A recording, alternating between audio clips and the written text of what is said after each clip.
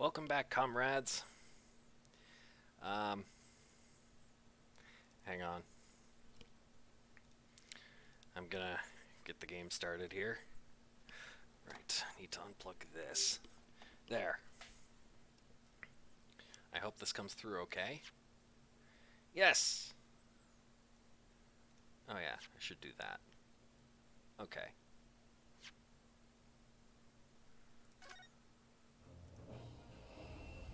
Alright. Can you hear me?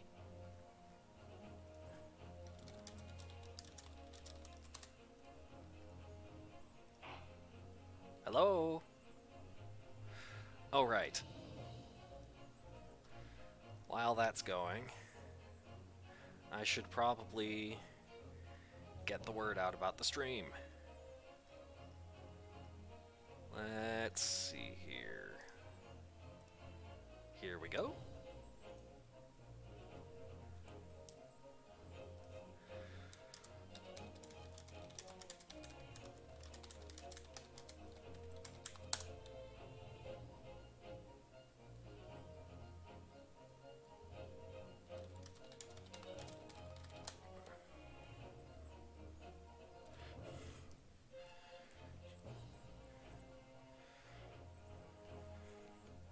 Hello, hello.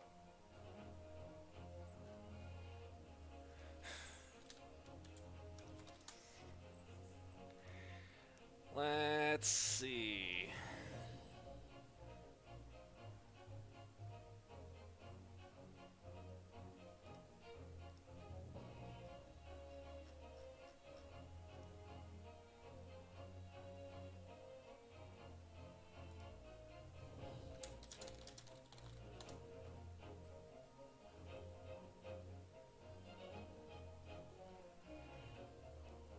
Let's see here.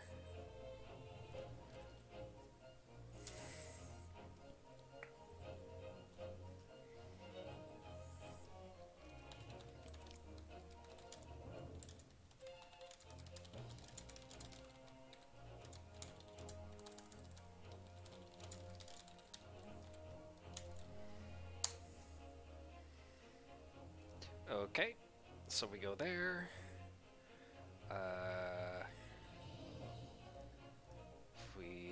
I'll post here and here and here and here. There were a couple other spots. Right here. Where's the... Here it is. Boom. Okay. And then this went off.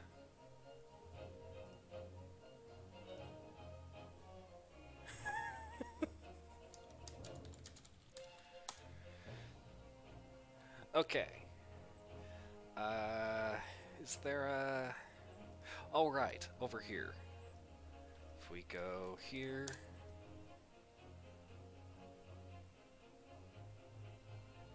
Okay. What? Encoding overloaded. What?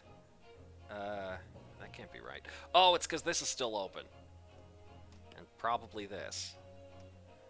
And, yes! Post Build from Hell stream. Can you hear me?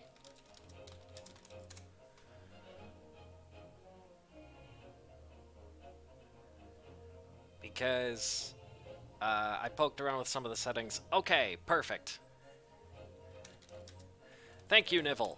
Okay. Yes. So, update.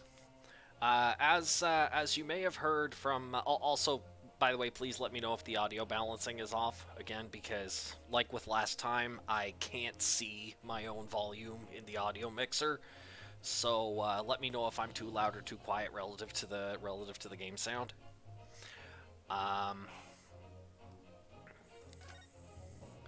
Anyway, so an update. The reason I am starting an hour and a half late.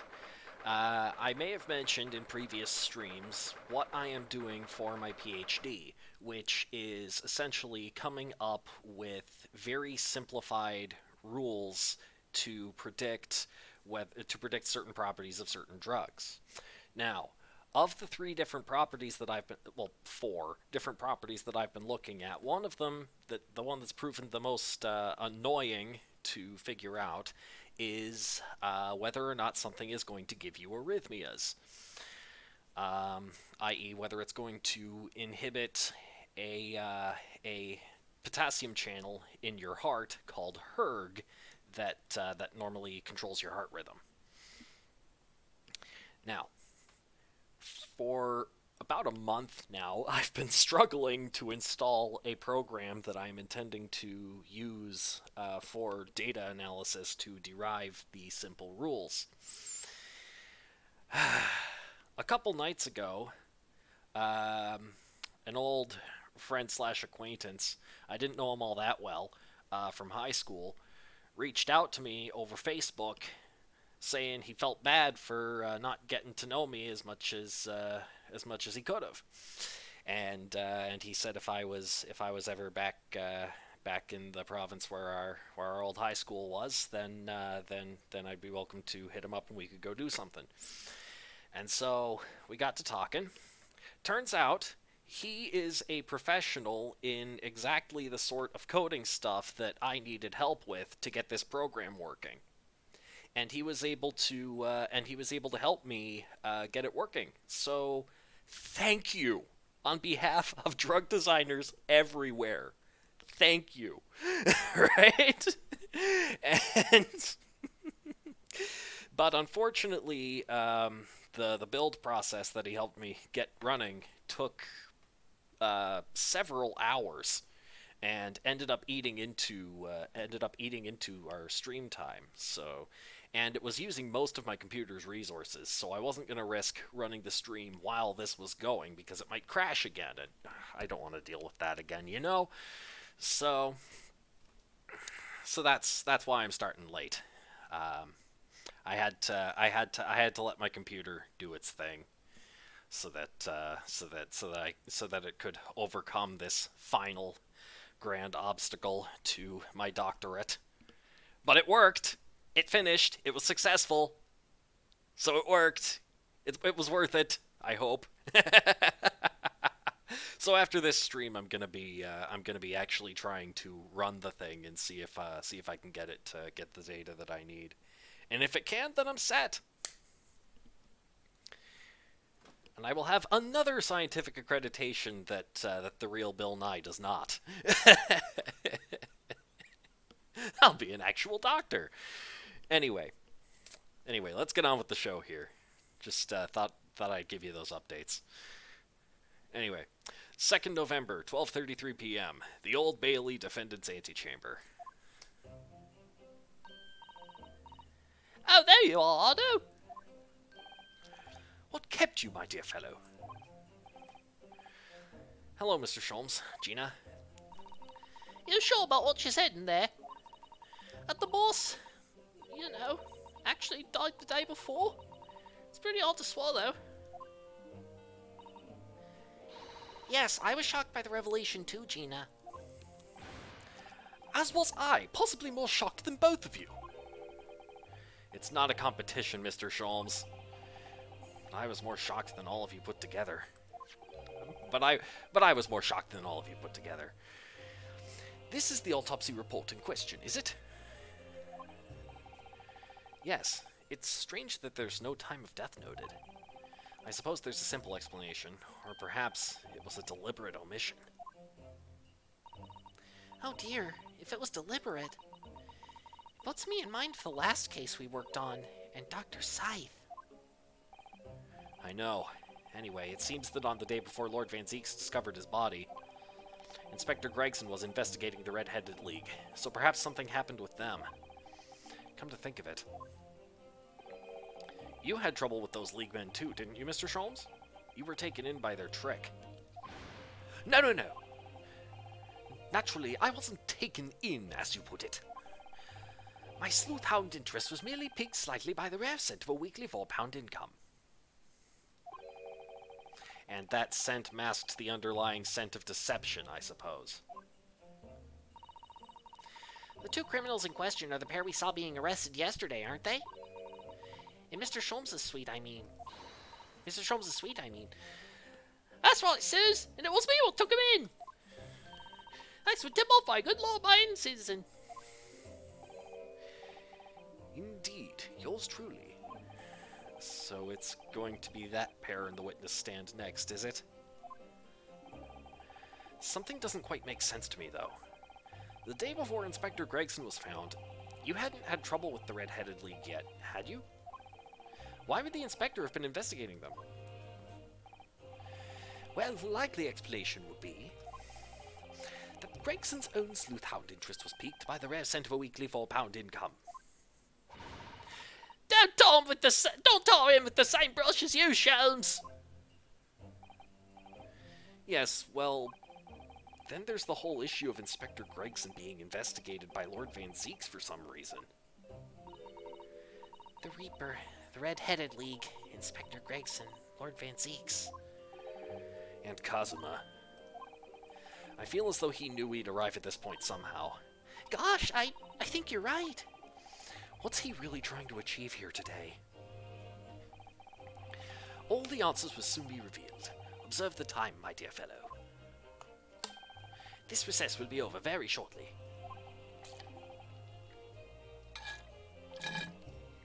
Da-da-da-da-da, Inspector Gregson, da-da-da-da-da-da, he's dead!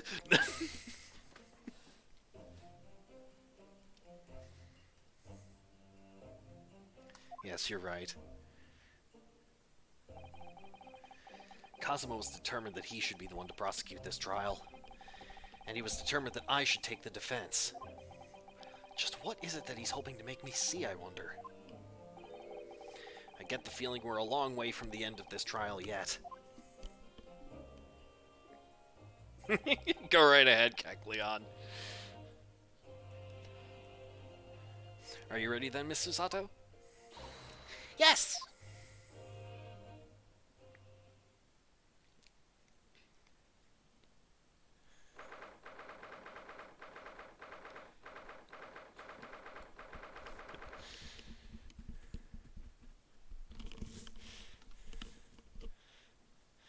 Da-da-da-da-da, Inspector Gregson, da-da, he died!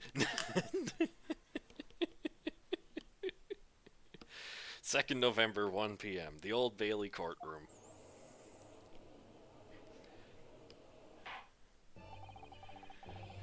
In the name of Her Majesty the Queen, I hereby declare this court to be in session again.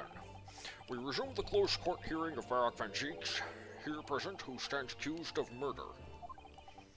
Now then, Prosecutor Asogi. My lord. Have you summoned the witnesses as requested?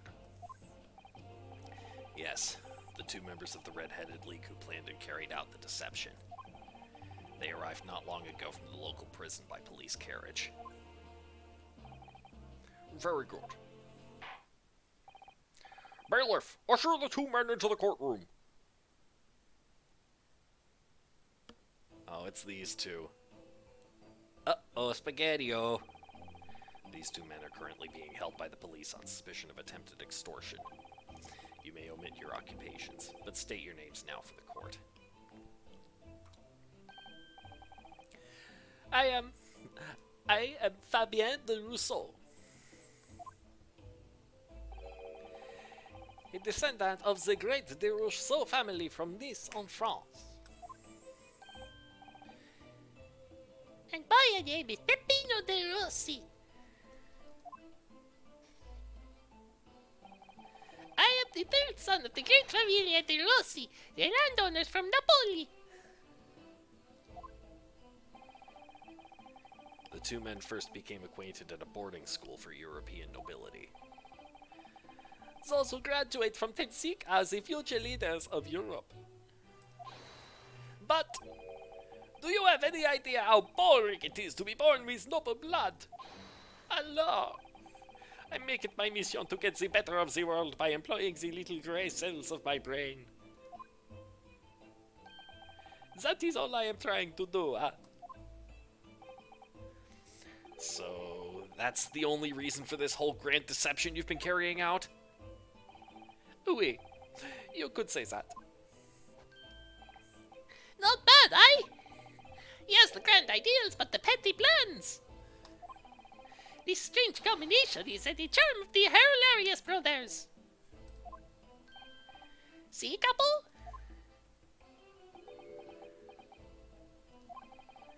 Listen to me, Peppino. I have two things to say to you. Eh? Che, are you about to tell me what your grand anecdote is? Evila! Firstly, I want you to stop calling me this capo. And secondly, we are not the hilarious brothers. This is serious business. Gemelo, there it is, the Capo's trump card, the furrowed brow. It is deep, couple, the furrow and the meaning of your words. Oh, hello, Red. Glad you could make it. The court has been led to believe that under the banner of the Red-Headed League, you have conspired to swindle money from unsuspecting members of the public. Is this true? Oui, c'est ça. And what exactly was the nature of this deception by which you plan to defraud? Alors, I will explain it. No, couple, leave it to me. As you see, we both have the vivid red hair, no? At school, we were teased for this without pity. The couple here, he was many times behind the schoolhouse crying like the Trevi fountain. Oh, those dogs, one day they will respect those redheads. Chiposta. Hey, Sparkle. Every night, Wait, what? Okay.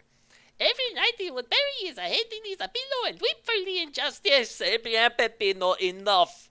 I will explain the rest. The first step was the newspaper advertisement. About 1 week before the plan was put into operation, we listed the same notice in every paper in London. In London. Yes. Yes, we saw that notice. Splatoon 3 is real shit, man. Perry should enter your skin. Oh god, don't tempt him. And by the way... Yes, we saw that notice. It was this one, I believe, entitled To the Red-Headed League. Oui, c'est ça. I am honored that you have seen it. It states that the only condition for joining the league is having flame-colored hair. And that if you satisfy the interview panel and are admitted into the league, make the blue suit man the medic. Question. 2 people are in blue suits here. One of them is Ryunosuke, the other is DeRusso. DeRusso is the guy with red hair. This is Ryunosuke. Which one are you talking about? Red hair boy? Alright, I'll see what I can do. And are admitted into the league, you could receive a weekly income of £4. On the date specified, red-headed hopefuls gathered in droves at a park specified in the advertisement. And from each person present, this pair took an application fee of 5 shillings.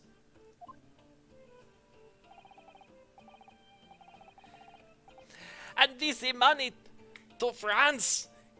It was a plan most elegant. This is going to be difficult for me to put on a German accent when there is an obvious French one in the text. It was a plan most elegant, no? No, it was most dishonorable. But to be frank, I'm stunned anybody was foolish enough to be taken in by such an obvious trick. The park was described by one witness as choked with red-headed folk like a coster's orange barrow. And the day on which all these men gathered to apply was the day before the victim was discovered. Crucially, these 2 men spoke face to face with every single person present that day. Yeah, I have seen more red-headed... I have seen more red-headed people in one day than I will see in the rest of my life. See, and now every time I see the couples here, I feel sick to my stomach. Anyway, why have we been summoned here today?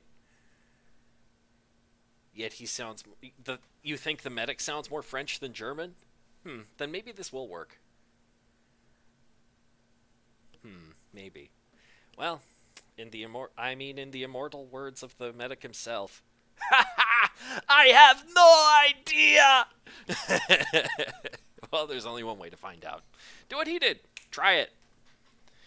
Anyway, why have we been summoned here today? Sorry? The date for our trial was not until tomorrow, I was told. Naturally, neither of these men have been told any details about this trial. They've only been shown this photograph. Jawohl! Very good. So, Mr. DeRusso and Mr. DeRossi, you will now give your formal testimony for the court on the subject of the gentleman pictured in this photograph. Jawohl, we are always ready to help with the law. I am going to be replacing his French words with German words where I know how, just to fit with the request. The man in the photograph. Oh, thank you for first, Armsteel. The man in the photograph. We had more than 1,000 red-headed people assemble in the park on Lime Street that day. But I don't recall the man in this photograph. Aye, couple?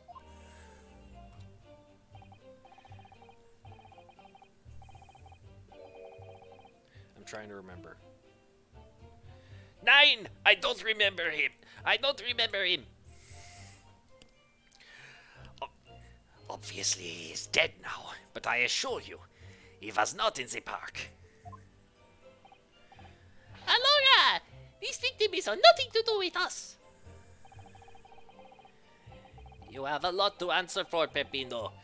It is your fault that we got caught in the first place. I'm thinking press that last statement. You've given sworn testimony that this man in the photograph was not present. Can you be certain? Yeah, I am quite certain. We did not interview this man. Nobody looking like this came to the park. This I can promise. Yeah, the Z sounds do make it a little bit easier, yeah. It must be noted that you have been arrested for a grand deception, however. Accordingly, this court has little confidence in your assurances. Ova! With this attitude, we get nowhere, huh? He's really a sulking now. When the first comes in a half hour late. Yeah, no, that's on me, Aram, for starting so late, because, as I explained, a miracle happened, and I wasn't about to not take advantage of it, for work, specifically. This confidential document was obtained directly from Scotland Yard. It records an entry from the inspector's private diary dated the day before the incident. It reads, Lime Street, Red-Headed League, undercover. Ah, I have the answer! Maybe there was another similar event in the park on the day in question, aye? That is ridiculous. There's no question that Inspector Gregson was investigating the Red-Headed League, which means it's quite possible that's when he was killed. Very well. The defense may proceed with the cross-examination now. Ah, yes, my lord.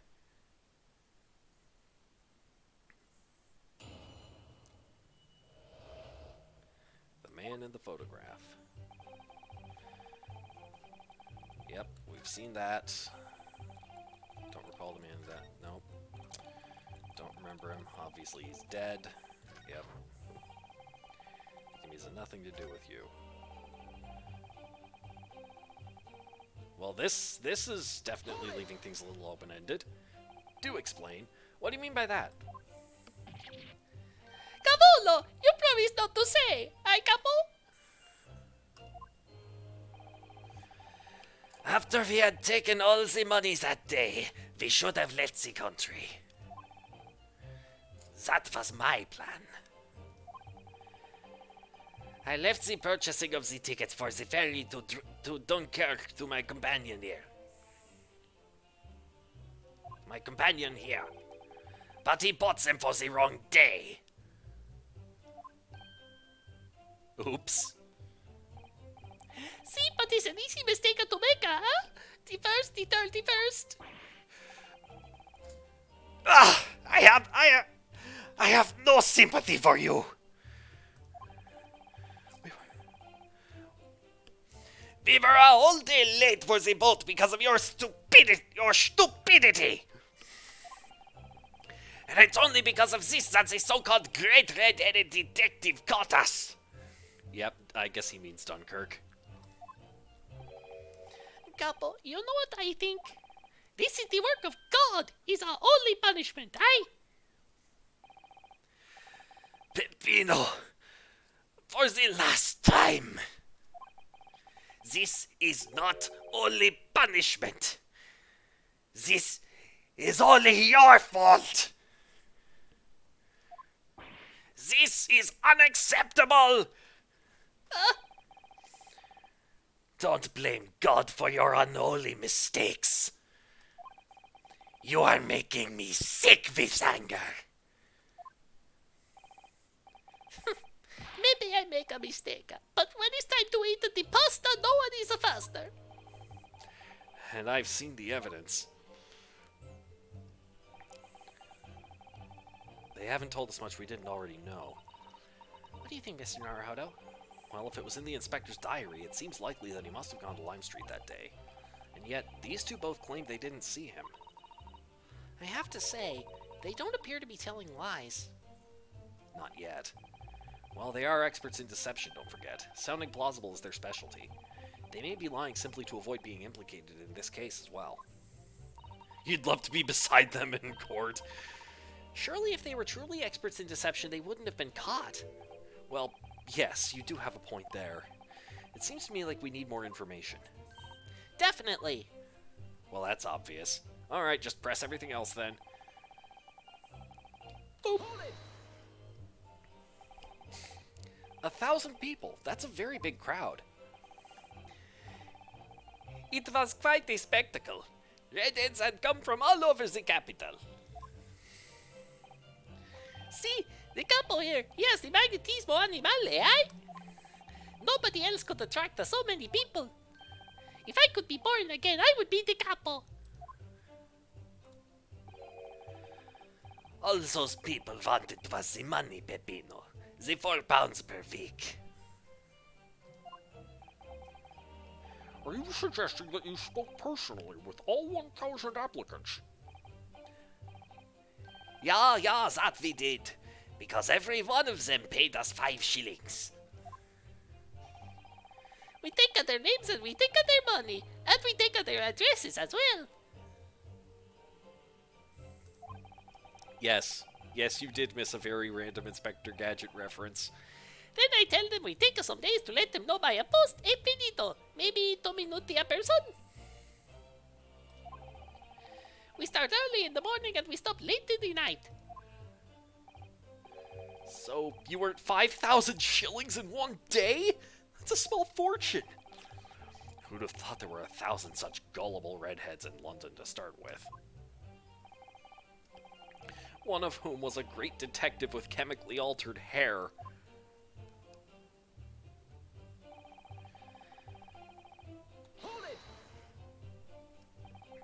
He doesn't look at all familiar. No, I don't think so. And this is a wig, eh? He was trying to trick us. I do not like the people who are trying to trick the other people. Says the con artist. If between them they interviewed 1,000 people with red hair, it would be unreasonable to expect them to remember every face. No, signore. I may be small, but my memory is very large. I never forget a thing. In my opinion, I do not think this man was in the park. But he's not gonna give the court a definite, it seems. Eh, couple? You didn't see a man like this, huh?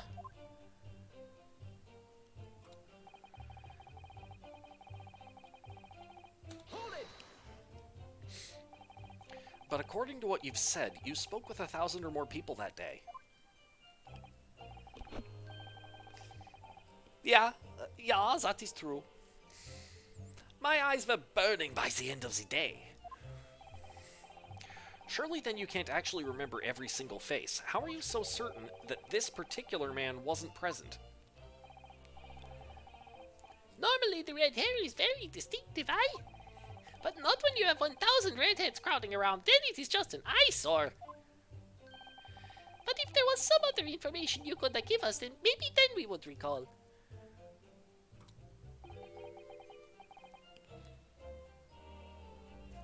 That is not the line, Peppino. Remember, we do not remember him. We are sure of that fact, ah? If there was a man with a red hairpiece,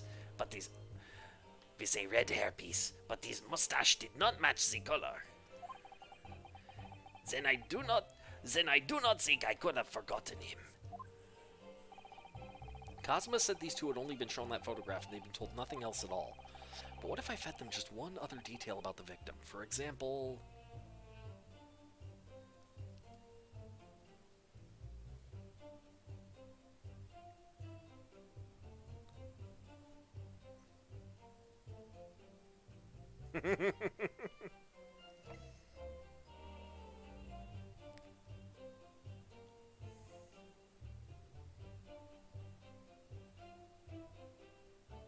Let's try the fish and chips. I can certainly appreciate that just knowing the man had red hair wouldn't help you remember in this situation. But what if I told you that the man was always munching on a packet of fish and chips? Gotta know what happens if you pick fish. I think this is gonna make the little one crack. That's what I think. Do you remember a man who was eating incessantly?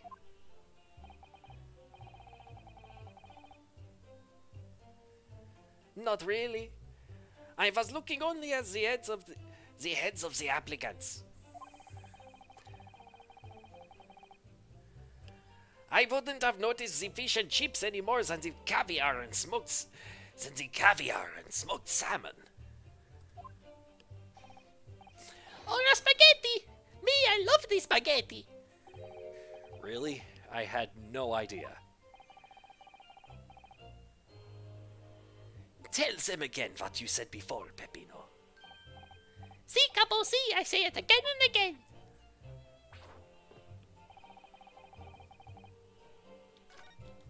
Well, clearly that was the wrong answer. Let's skip through this again. What happens if I feed them the information of...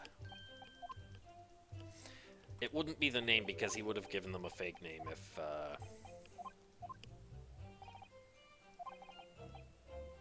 his profession. I can certainly appreciate that just knowing the man had red hair wouldn't help you remember in this situation. But what if I told you that the man in the red hairpiece was actually a detective? The man in the photograph? A detective? A detective? Yes. It would appear he found your notice in the paper suspicious and decided to investigate incognito.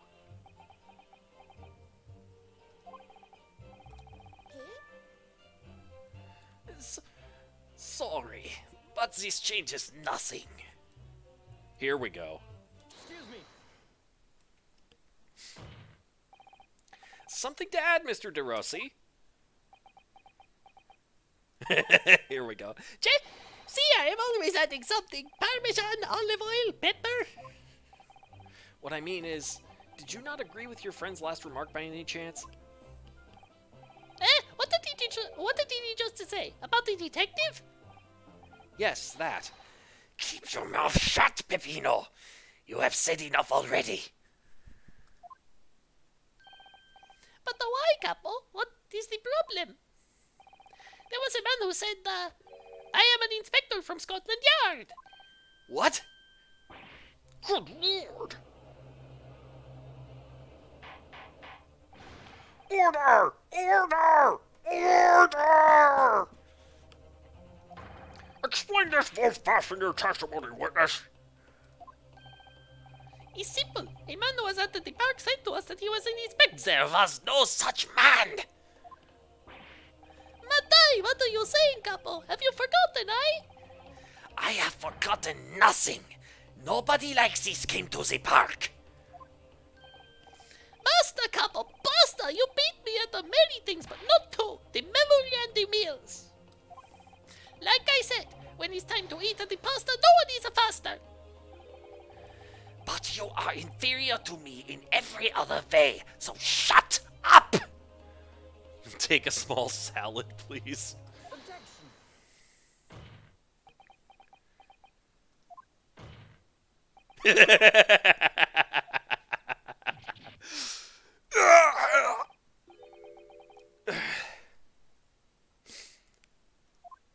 I need to check something. Okay.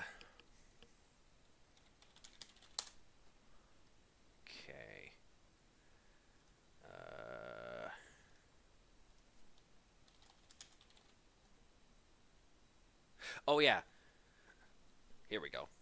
I found it.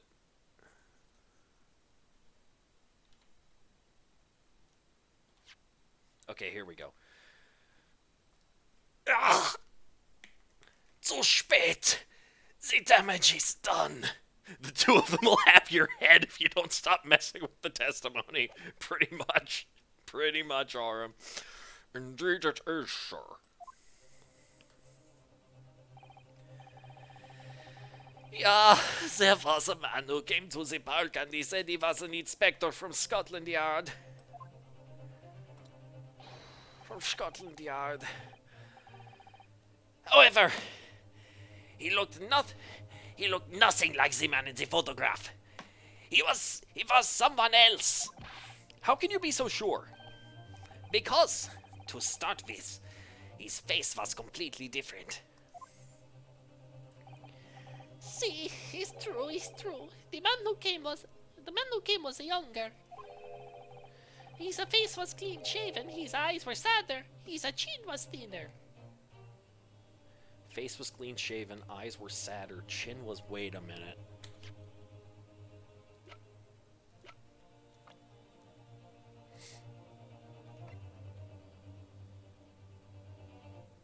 Okay, that leaves us two very obvious candidates. No resemblance whatsoever, then. Anyway, I was not going to be fooled. I took the obvious precaution and said to him, If you are really a detective, show us the proof.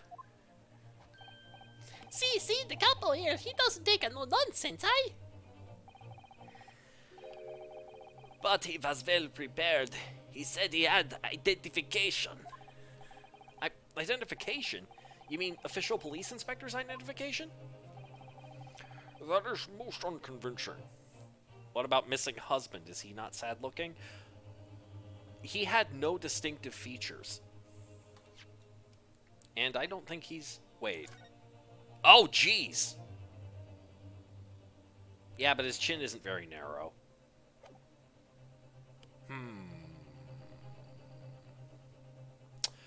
We don't know the color of his hair, though.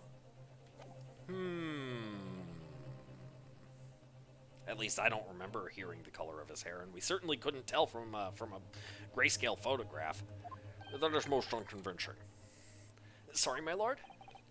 Counsel, no incognito inspector would offer his identification for inspection. It's quite out of the question. Definitely. Why would he expose his true identity? Clearly the papers were fake. Certo, capo, you are a genius. As we say in Italia, it takes a thief to recognize another, eh? And what happened after he announced that he was a detective? He became very annoying. He said, "You are under investigation." So I took his papers from him and chased him out of the park. There's a toupee, his hair color doesn't matter. Maybe. It was fantastico! And look, here's the identification! So you stole it from the man? He had it coming. He made us very scared. But he was not who he said he was. Indeed, the person described does not appear to have behaved as a true inspector would. However, I believe it would be prudent for these identification papers to be entered into evidence. But I like them.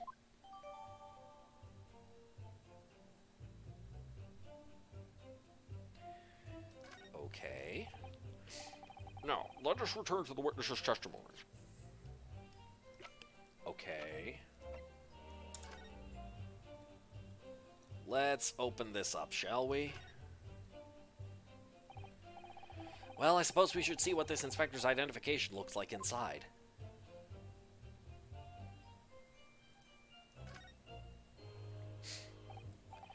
Yes, it definitely looks fake, doesn't it? Out of interest, what name is given? Probably just something plucked out of the air. It's Tobias Gregson. Uh-oh. Wait, what? This Scotland Yard insignia looks genuine to me. But how? And the department and identification number details are all correct as well. Since when have you known those? Do you mean to say... I know it seems incredible, but yes. I think this is a genuine identification book issued by Scotland Yard. But that's unbelievable! This is the real thing after all? Inspector Gregson's police identification. It's the official warrant card issued to him by Scotland Yard. Yep. The inspector's identification have been updated. Okay, so it's legit, and it's Gregson's. Okay. Okay, that just leaves pressing this. But we only have your word for that. See, but what else can we do, huh? True. We are not having much fun these days. First we are arrested, then we are shown the horrible picture of a dead man. And now you question every single thing we say. We are the victims here. Aye, couple? No, you were caught carrying out a plot to swindle hundreds of innocent people. You had to bring that up, aye? It's not fair. Aye, couple? Okay.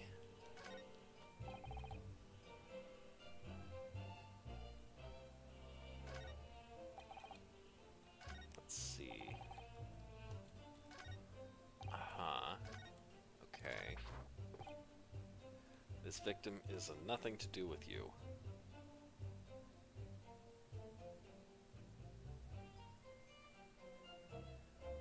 I disagree.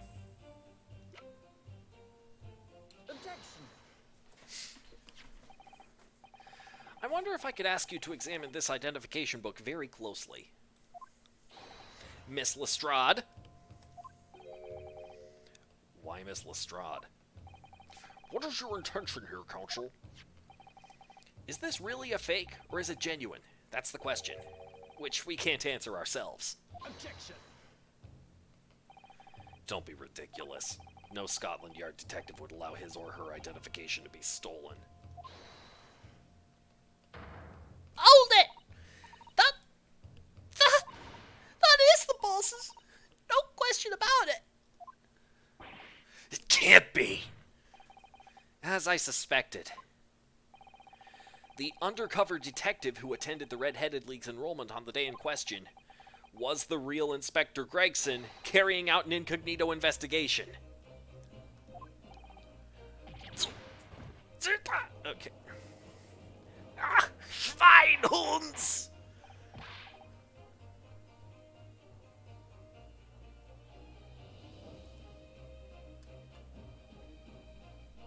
Order! Order! But if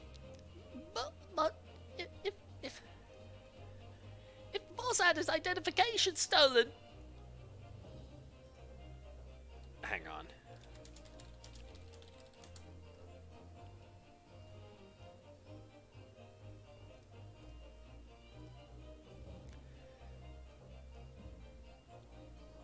Okay, here we go. Damned! There.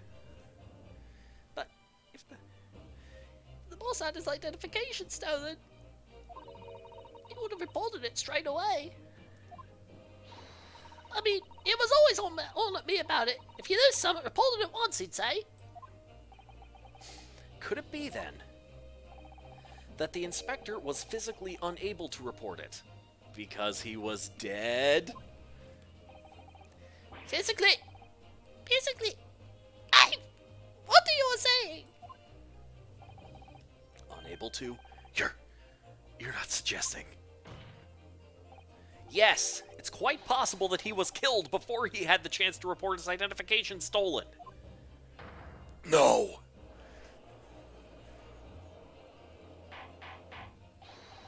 Order! Order! Order! The defense posits that the victim was killed the day before his body was discovered at a different location. Do you two have anything to say about that?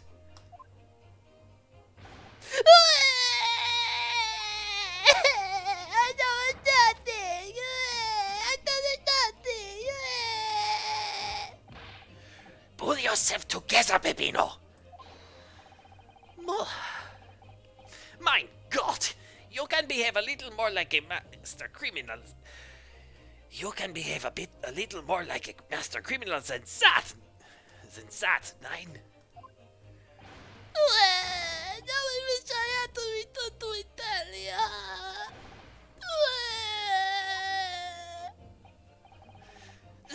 Stop crying, Peppino. Please. Otherwise, I Mama, stop your whining and start talking. Oh. I know. Well, I believe the court will need to hear your story in considerably greater detail. I know nothing. I know nothing. But you will tell everything, or face the worst possible outcome.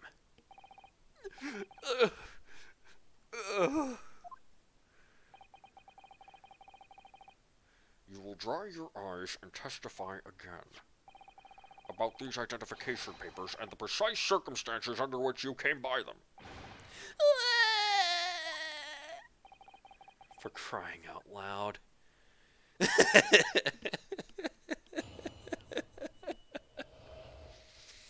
The detective and the identification. The truth is, we took him prisoner and kept him for the night at our secret hideout. Even though I didn't think he was a real detective, I was too scared to let him go that day, just in case. We took the man's identification from him and shut him in the room next to ours. There might have been a little tussle, but we did him no harm, and the next morning we let him go. He spent the night in a nice room. It was nothing like prison, really.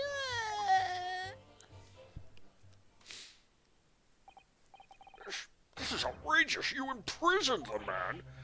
But no! See, no! It was not like a prison. He was a very comfortable and a calm and a happy. He was... Like Apple?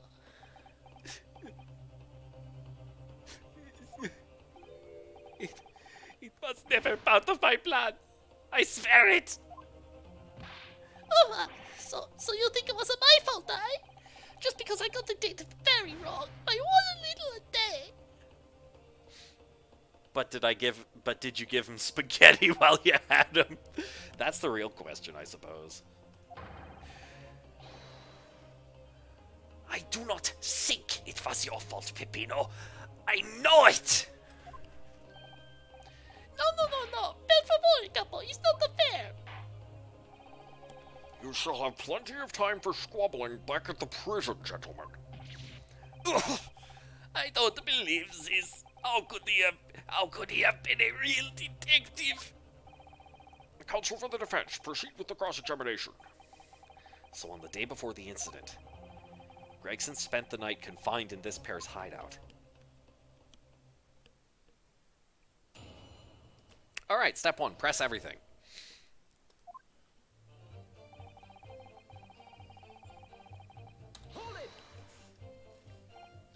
Do you realize what you're saying? You have to believe me. I never intended for that to happen. And I'm sure the detective did not intend it either. Do you think? But there was nothing else I could do. See, nothing else. This was the first crime for the couple. He was at the end of his wits.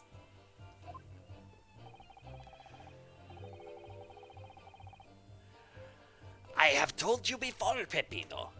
That is not the way to describe a criminal mastermind. What about this hideout of yours? An old empty house behind the park on Lime Street. We rented the place for 2 days. It was an inspired idea by the couple here. An impulsive idea, I would say. No, not impulsive, inspired. I couple? What am I supposed to say to that, Peppino? And it was in the house described that you confined Inspector Gregson, was it? Ugh. Yeah.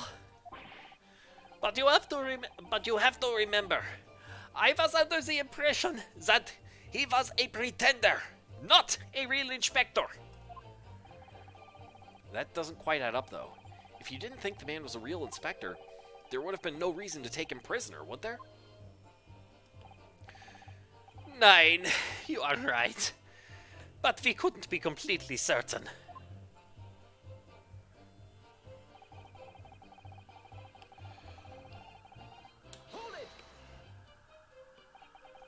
Too scared. Why? Because why had he come to the park? We didn't know. There was a chance that he had seen through my plan.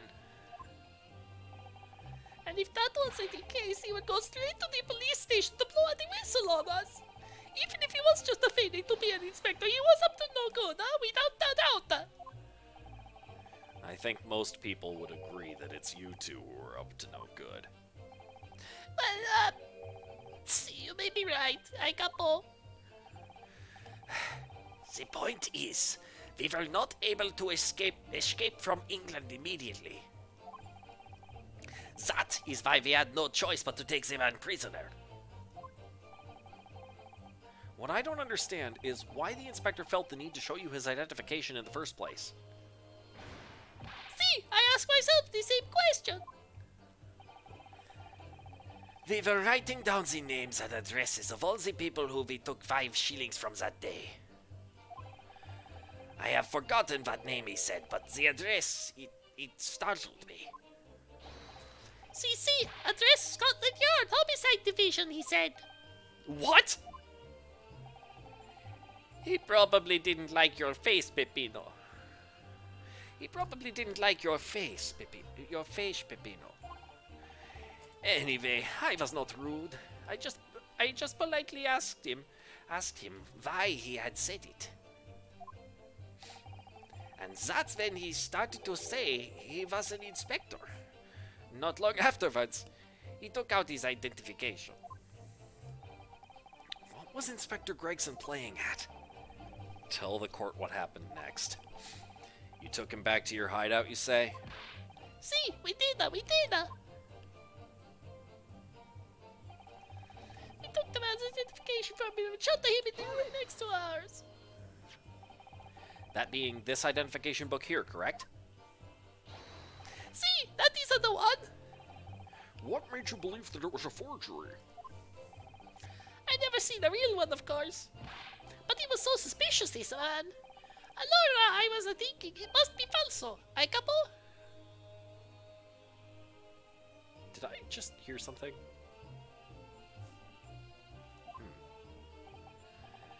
Yeah, it is just as Peppino has said. We were convinced it was not genuine. And so together, the hilarious brothers, we took the man captive. All we did was shove him inside a locked room. Then we made preparations to transport all of the money. In for a penny, in for a pound.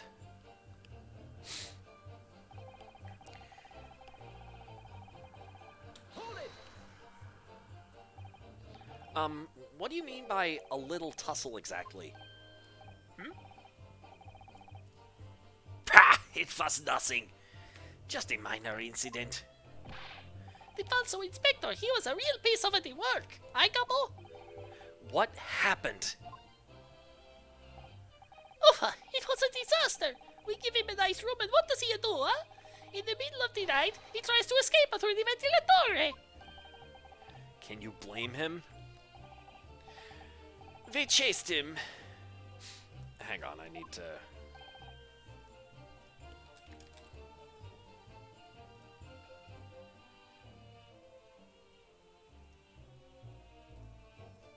Okay. We chased him. What was the word?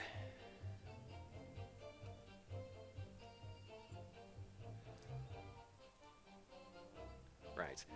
We chased him, naturally. And we caught him again. Can you blame us? Wait! You didn't... shoot the man in your haste, did you?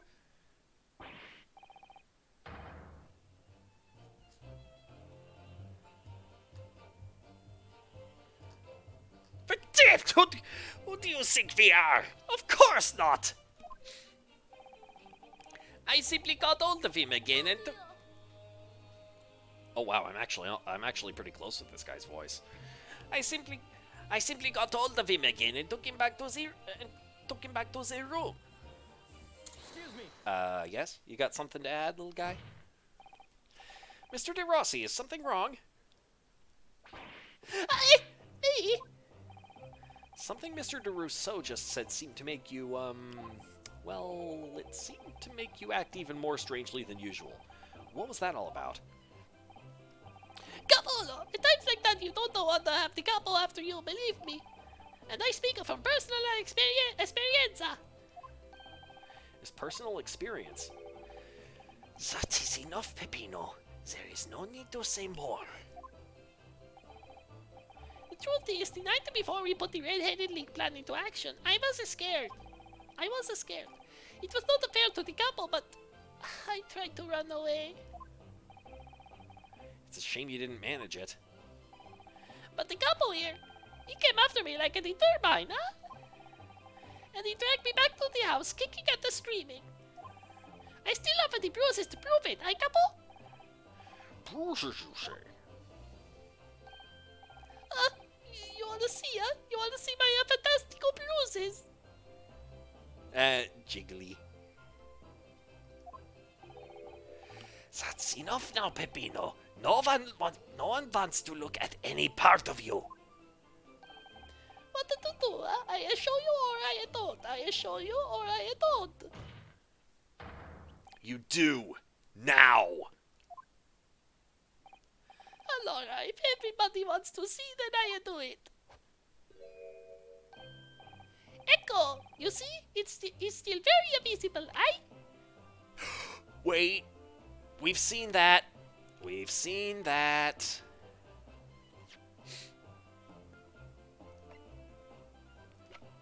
Where did we see that?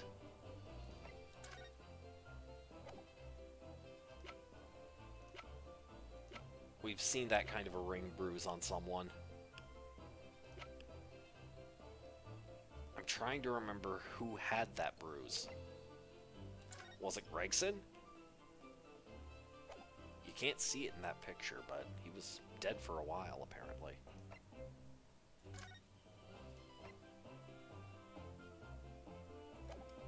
Okay. Okay.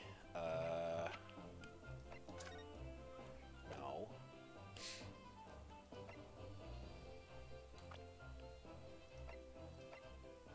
Wasn't you. Definitely wasn't you. Okay. Oh, is this just because... Huh. Man who's disappeared without a word to his family. Huh. Okay. Gossip! It was this guy. This guy got by DeRousseau as well. That's where we saw this before.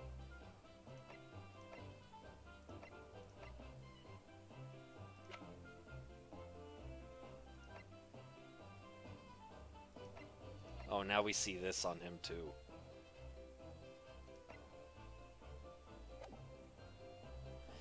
Echo, you see? He's still very invisible, eh? That red ring around your neck? You got that when you were dragged back to the house? What was he using, a lasso?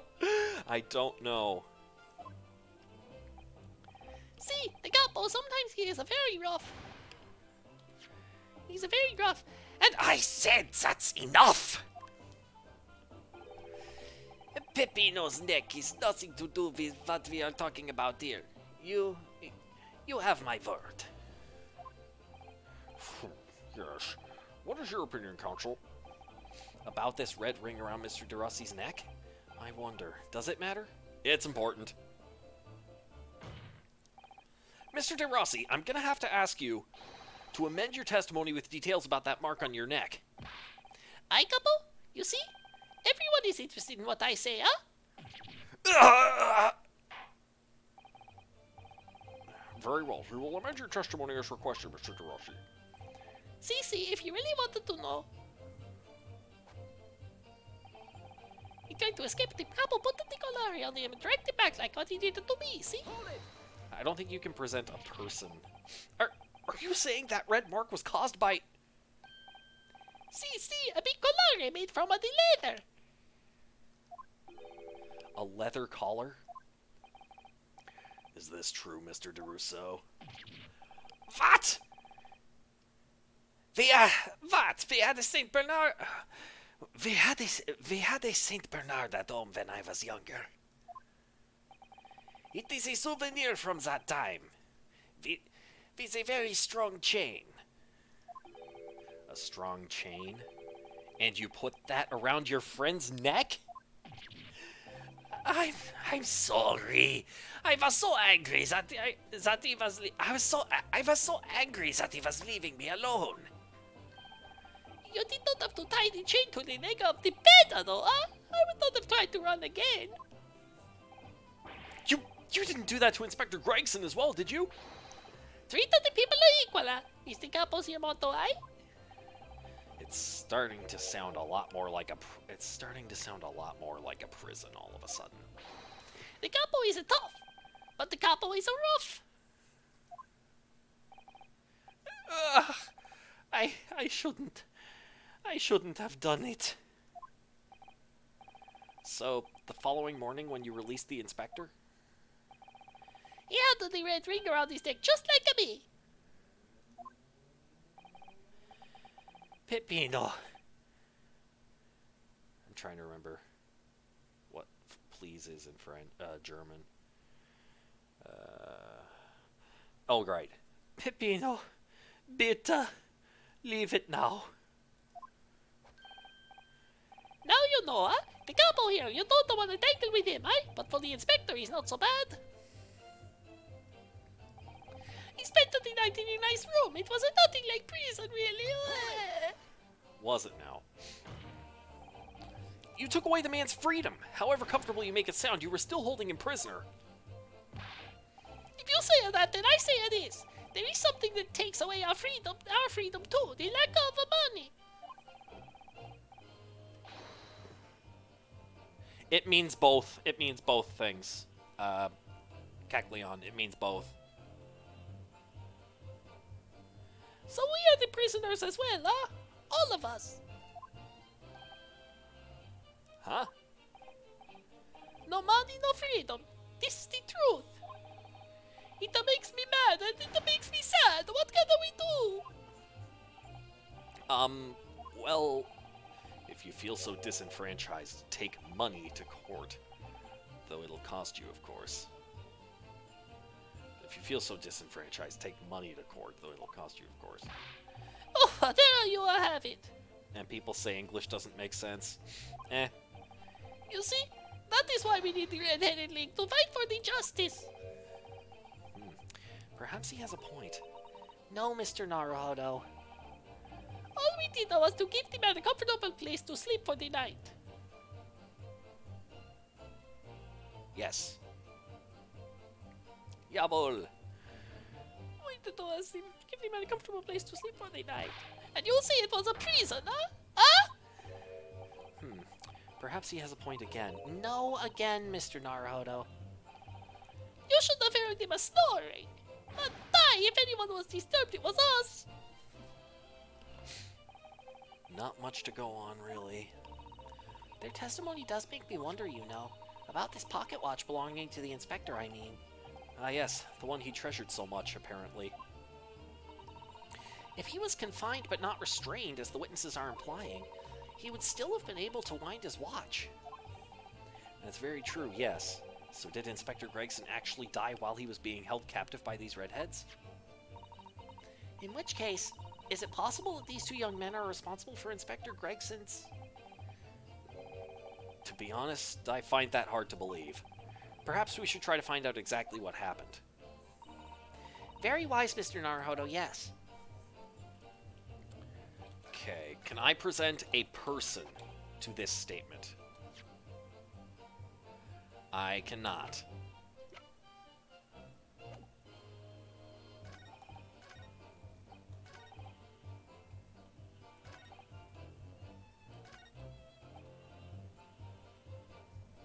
From him and shut him. Okay. Have I pressed this already? Yes, I have.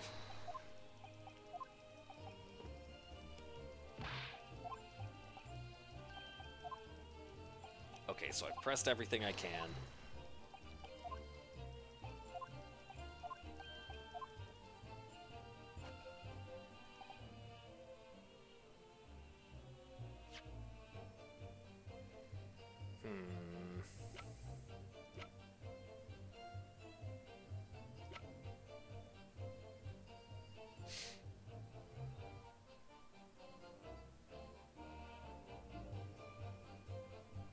What if I present this to that and say that why was this unwound? He still would have been able to, if he was still awake, he would have been able to,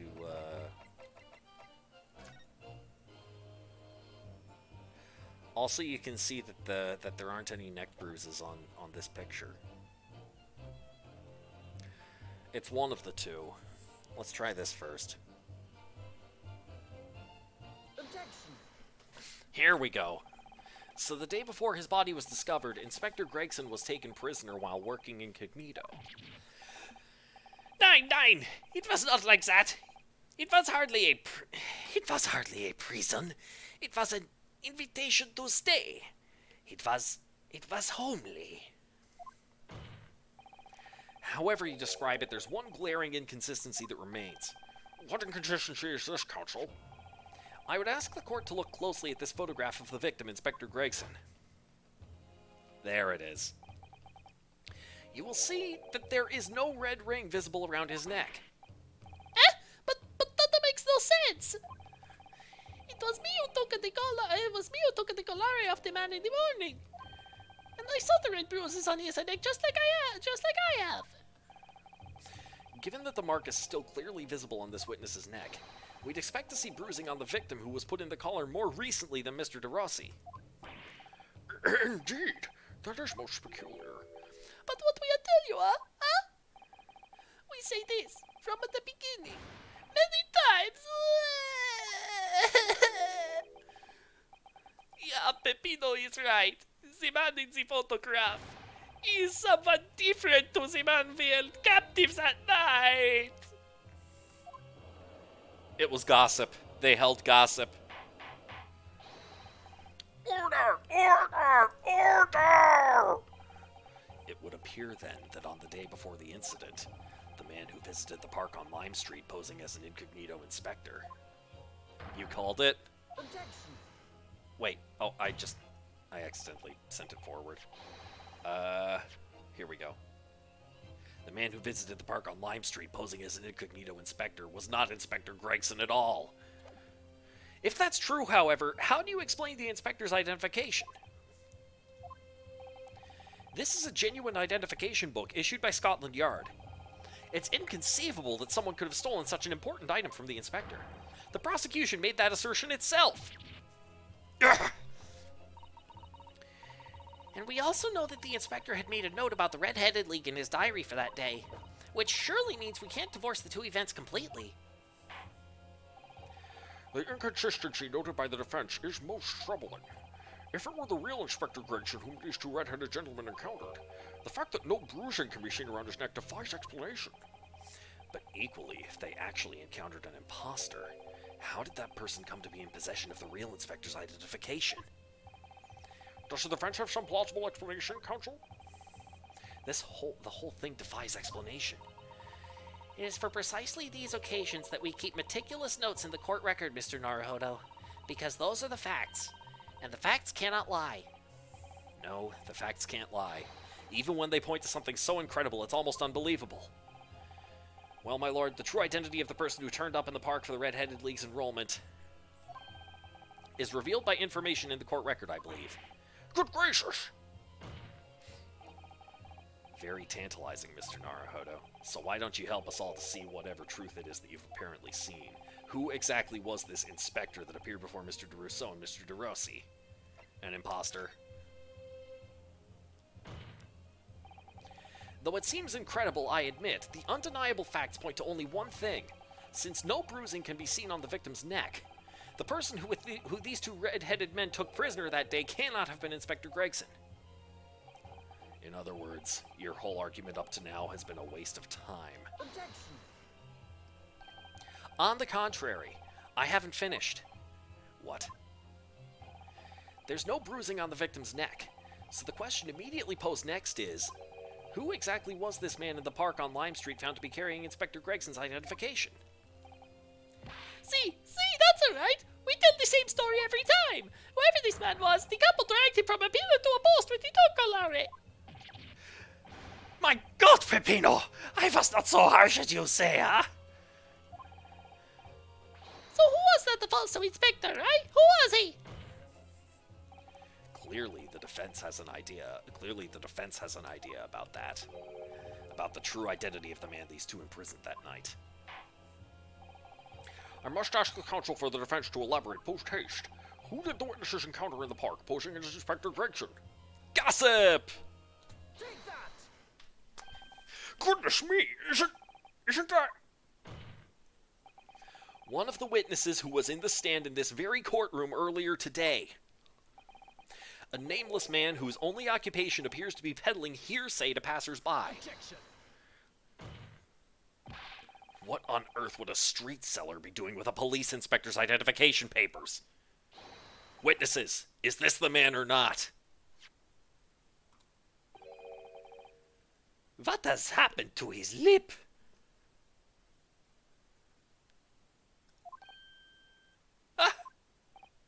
See, this man is not for the Red-Headed League, eh?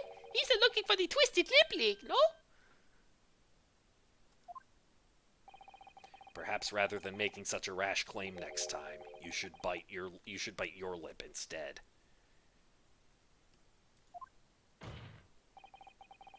It seems improbable, yes, but one undeniable fact remains. During his testimony earlier, I noted something around the man's neck. A red ring of bruising. Eh? What? The defense demands that Mr. Gossip be brought back to the stand. Here we go. Order! Order! Bailiff! Bring the aforementioned witness back into the courtroom. Immediately! Here we go. Well, I never. An undeniable ring of bruising indeed. And identical to that of the witness beside him. Now what's going on here, eh? I've always had this, me. It's a birthmark, innit? A birthmark, you say? I assume the reason you've been recalled to the stand has been explained to you. Something about an inspector. About an inspector again? This is gonna be the best stance so far. The best stand? What do you mean? About an inspector again. I'm telling you, you got it all wrong as usual. You're denying all knowledge of it? Well, of course I am. Are you trying to kill me with all this nonsense, eh? You trying to kill me with all this nonsense? Well, at least you'll have more stories to peddle back on Fresno Street, won't you? Now, we're gonna need you to testify again. And you, Mr. DeRusso and Mr. DeRossi, I'm sure you'll cooperate, won't you? Do we have any choice? We are in big trouble, eh, couple? That's quite enough dilatory chatter. Proceed with the testimony.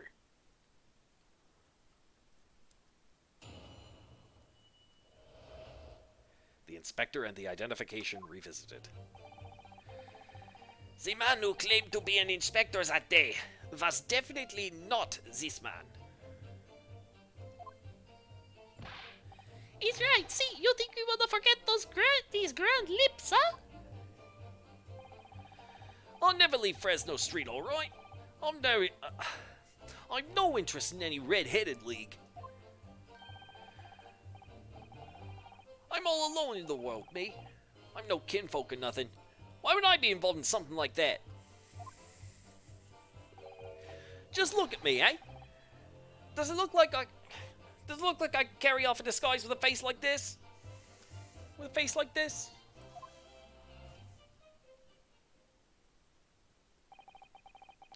It would certainly appear that we have the wrong man.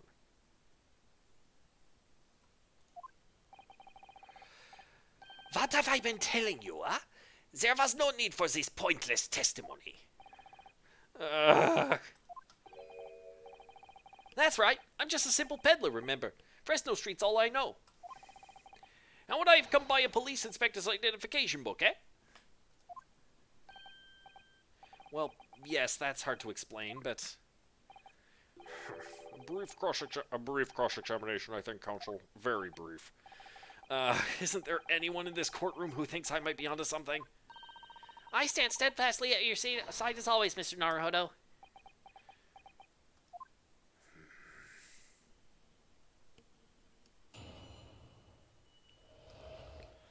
The inspector and the identification revisited. Alright, let's start pressing.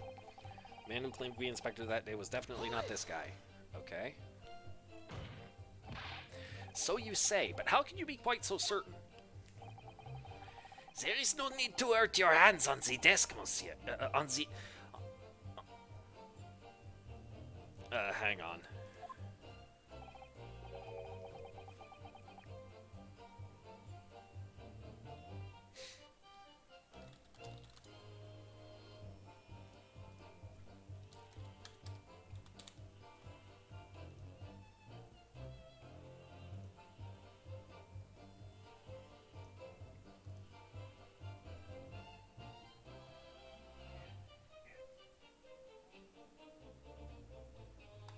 Okay, here we go. There is no need to hurt your hands on the desk, Herr Lawyer. Surely the reason is obvious. Nine? Because I have never before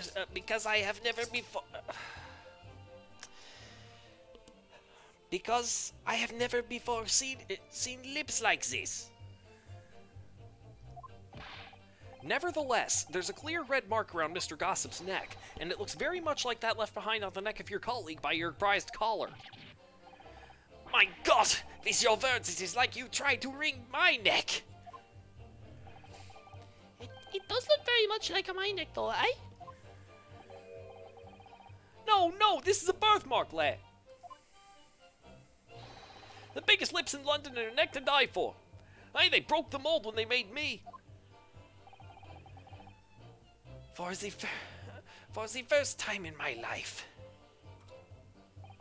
I feel lucky to have been born with red hair.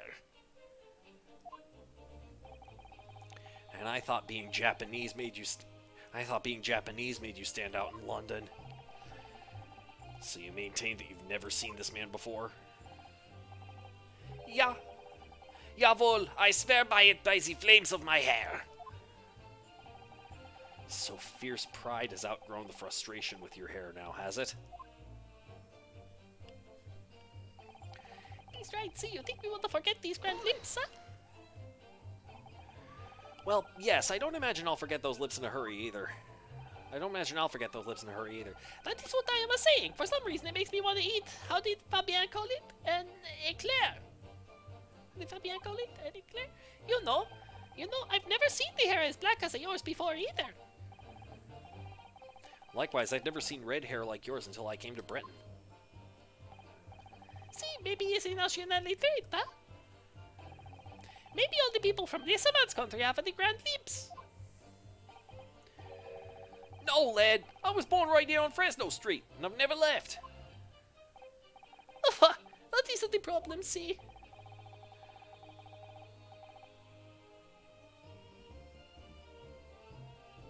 And I thought being Japanese made you stand out in London. Yeah, it does. I think the emphasis was meant to be on Japanese though. And I thought being Japanese made you stand out in London. You know?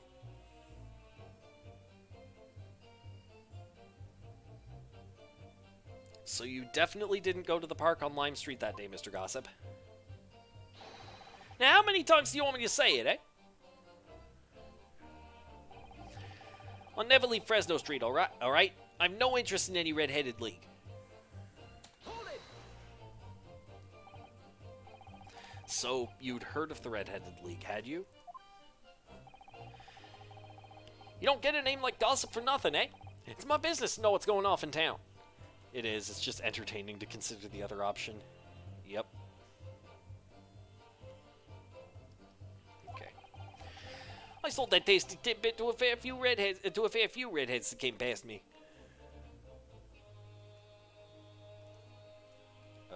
How do I go back to... There we go.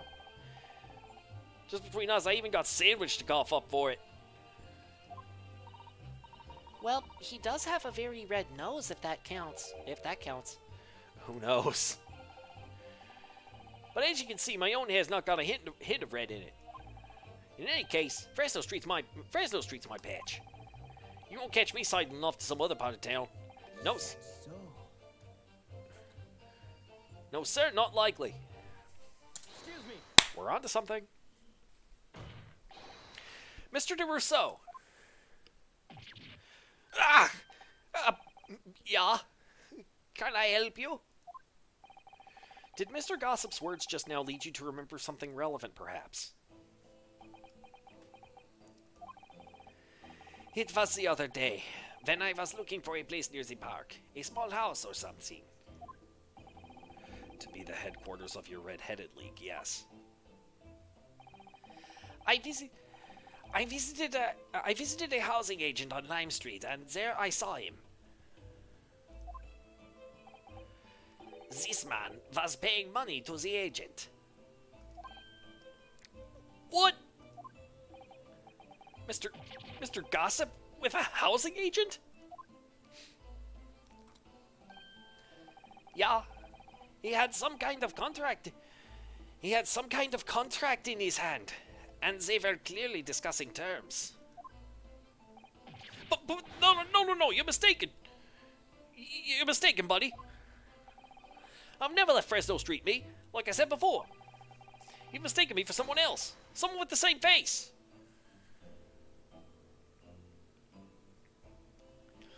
I'm taking a little bit of liberty with this guy's vocabulary as well, simply because when he first came on, I thought I'm gonna voice him like TF2 Scout, and now we have Medic on, so I'm just fully committing to this. You know?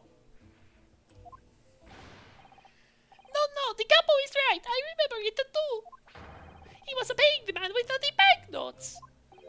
With notes? Like I said, that wasn't me. I was curious why this man with the dirty clothes had so much money. So I looked at the name on the papers. And what name was written? Mr. Gossip? No, this man, he lies. He tells you that he has no name. But in fact, his name is Hugh Boone, huh? He's better than Mr. Gossip, I think, see? No!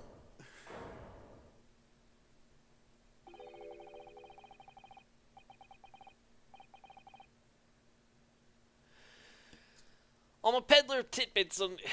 I'm a peddler of tidbits of information. Like, this is difficult.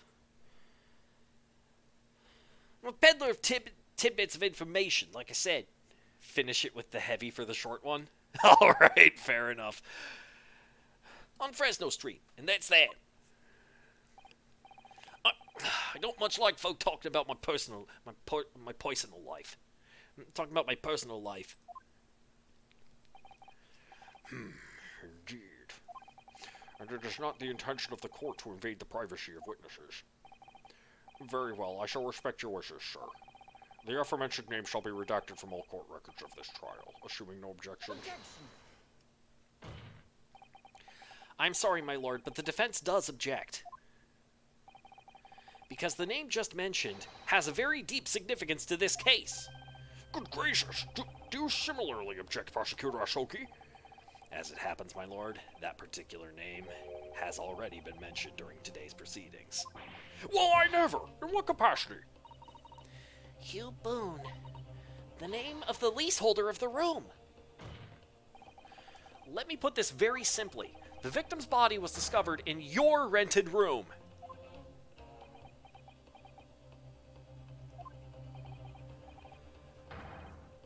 I suggest, sir, that you start talking. Well, all right. I suppose that might be the case, yeah.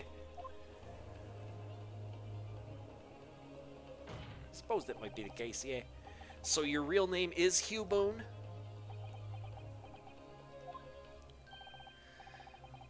Well, just between us, I don't like to blow my own trumpet, but there's no finer peddling tidbits in town.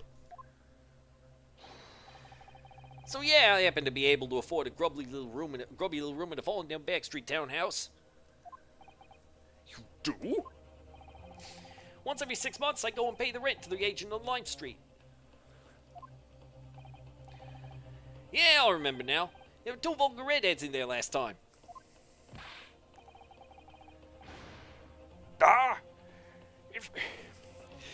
If either of us is a vulgar, it's not me. Think again, Peppino. Why didn't you bring this up before? It's like I told you already. I don't like talking about my personal life. I'm a tidbit peddler as far as everyone else is concerned. No fuss. You will update your testimony to include this most surprising revelation, Mr. Boone. If I must. So the leaseholder Scotland Yard has been looking for since the body was discovered has been here under our noses all along. Yeah, I'll rent the room where that fellow was found as true, for what difference it makes. Hold it! So you live in that room, presumably, do you? No, I don't live there. What do you think? There's no bed, is there? Just a desk. Just a desk. Then why would you want to rent it? Well, I don't think I should have to say, really. Then how about the notice board in there, which was covered from top to bottom in confidential documents only the police should have had access to? No, that board's not mine. The inspector must have brought it along. It's only the other bits and bobs that belong to me. Desk and the chair and that. People don't generally carry enormous notice boards around with them. The real question is, why was Inspector Gregson killed there in your room? Well, obviously, I'm not the faintest idea. I mean, it's causing me no end of bother, to be honest. It seems to me that Mr. Mr. Boone, would rather as little is known about his room as possible for some reason. Yes, it does come across that way. And more importantly, knowing that the scene of the crime is actually his room completely changes things. In particular, there's one part of his testimony that's really bothering me now. That's how I'm finally gonna undo this man. I'm all alone in the world, me. No kinfolk or nothing. Why would I be involved in something like that? Just look at me, eh? Does it look like I could carry off a disguised face like this? Hang on.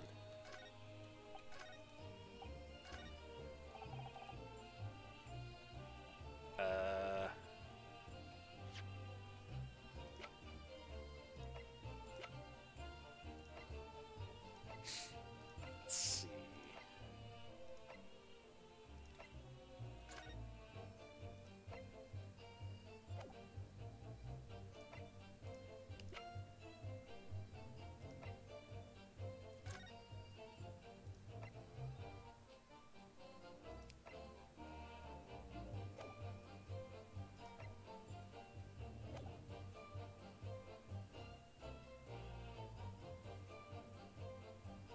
Wait a minute.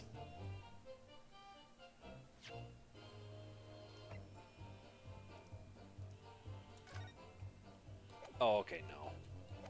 I thought they had the same hair, but no. Hold it! Alright, let's press the rest here. You mean you have no family? No, none at all. So I spend my days on Fresno Street peddling tidbits passing by. Hoping just between us it says that eventually someone else with lips like mine will come along. I don't think so. You may be right. Anyway, that mark on your neck is just too much of a coincidence for us to ignore. What's a fella to do then, eh? If you don't believe me, we're at an impasse. There's nothing I can do but flick me lip. It looks like I'm not going to get anywhere here unless I can produce some proof. You're basically saying I got dressed up and posed as some fancy inspector, aren't you? Well, it's beyond me how you think I could do that. Just look at me, eh? Does it look like I could carry off a disguised face like this? Maybe you could. Say, with a mustache or a beard to cover up that lip. Yeah, perhaps. If I was gonna stick some fake facial hair on to cover up this fine specimen, I'd end up looking like his lordship over there, wouldn't I?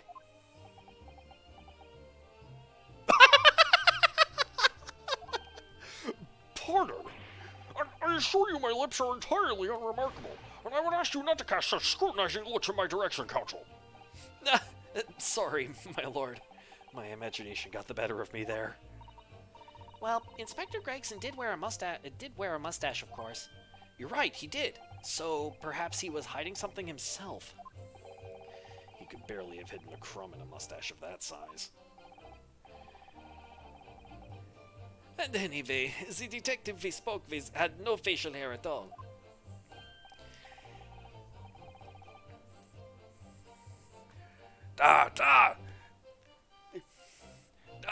Medic is right.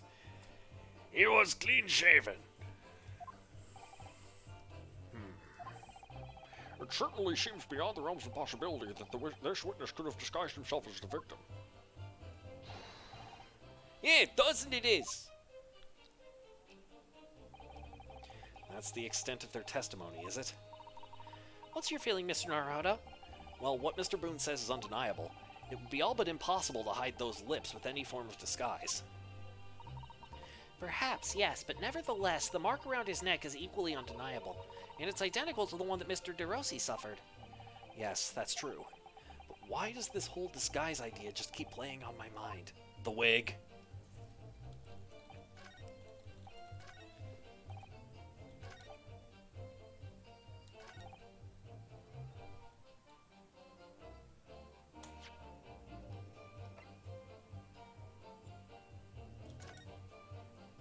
Let's examine it one more time. Oh, I've already done that? Okay, that's just like what the inside of it. It's just some discussion about. Is this yours? Objection! No, it's not. That last statement was contradictory in a number of ways, I think you'll find. In a number of ways, you say. That's right, my lord. In a number of ways. Perhaps it would serve you well to concentrate your efforts on one contradiction at a time, Council. I made a bit of a mess of that. In a number of ways, actually. Okay, so it's not the wig.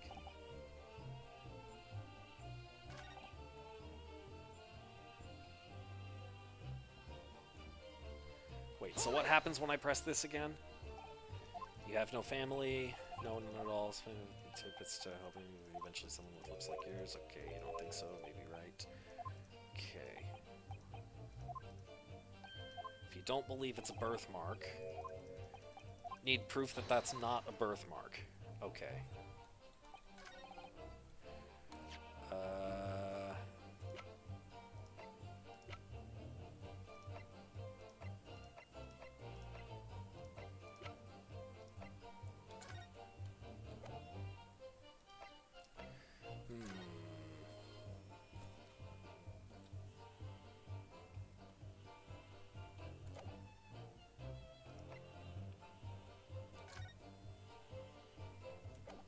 Okay.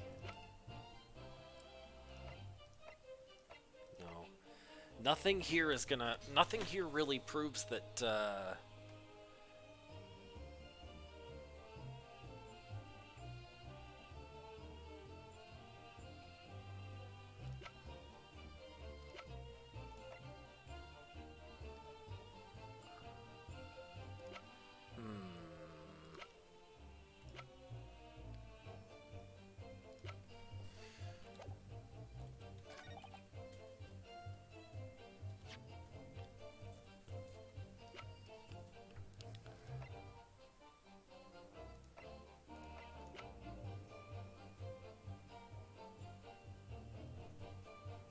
Is there medical staff that can identify a bruise? I don't know.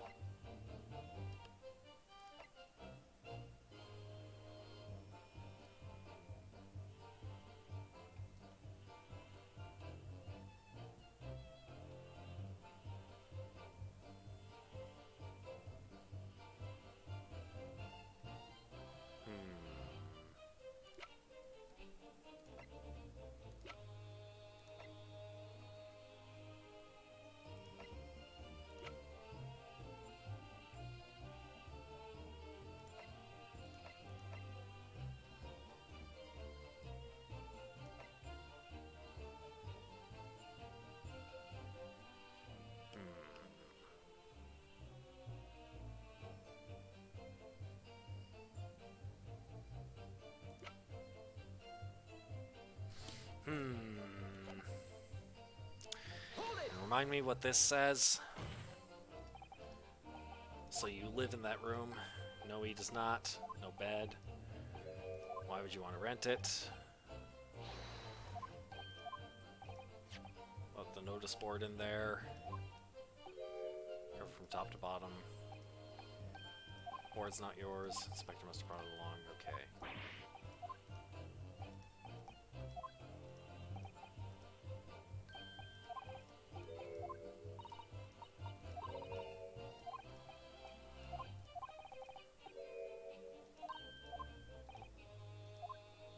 Okay, so it's clearly hinting that the fact that he owns this room is significant in some way.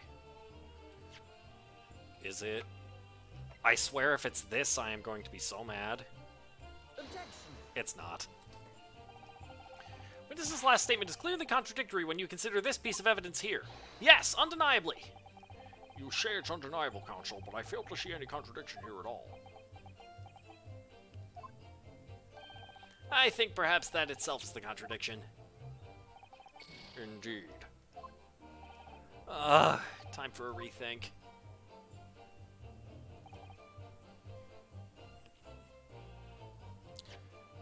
Is there anything more to examine on this thing?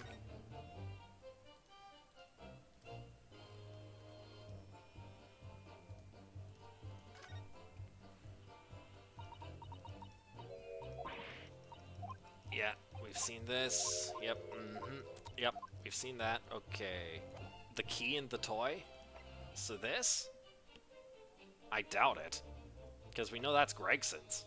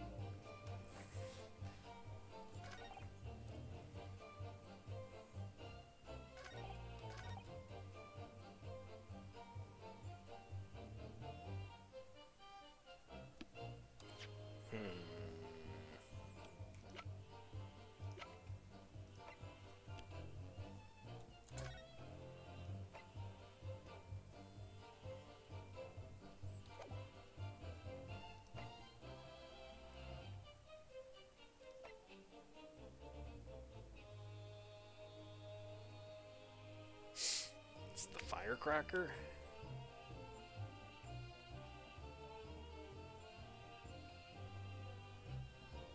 No, that could have been anyone. That doesn't prove anything.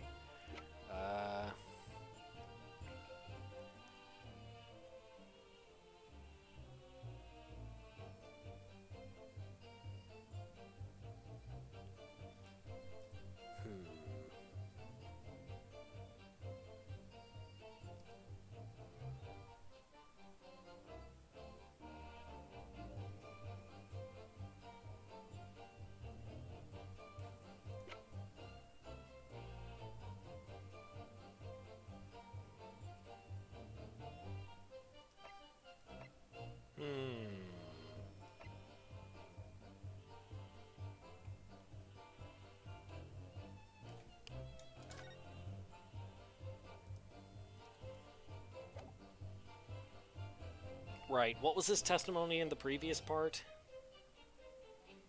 He heard the bang.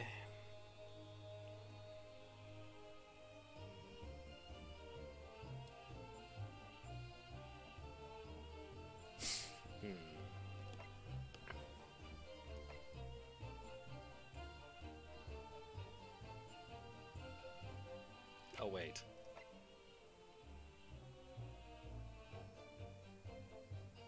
Hang on. What does this mean to you, then? Objection. Dang it! My lord, there are clearly grounds for being suspicious of that last statement. I'm sorry, Counsel, but I fail to see why. Well, you know, I was just playing devil's advocate. Yes, you do appear to have something of the devil in you, Mr. Naruhodo, says the man merely dishing out penalties.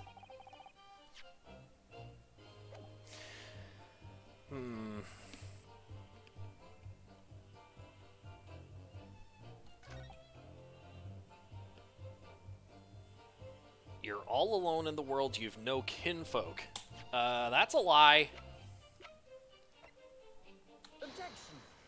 There we go. If you have no kinfolk, as you put it, then explain why it is that among the sparse furnishings we found this photograph in the room. Ah! I presume as you've been renting the room that this photograph belongs to you, does it not? Oh, oh, is he Vigil? Oh, well... Mr. Boone, drop the pretense and tell the court exactly who you really are. I don't know what you mean. I'm a peddler. I keep telling you so. You really don't need to bother with me. Please, just leave it alone. As the man says, leave it alone. Whatever the truth is about this man's life, it has no bearing on this case. Because it's simply not possible that he impersonated Inspector Gregson. How can you be so sure? Just look at the man. No amount of disguise could ever hide those unmissable features.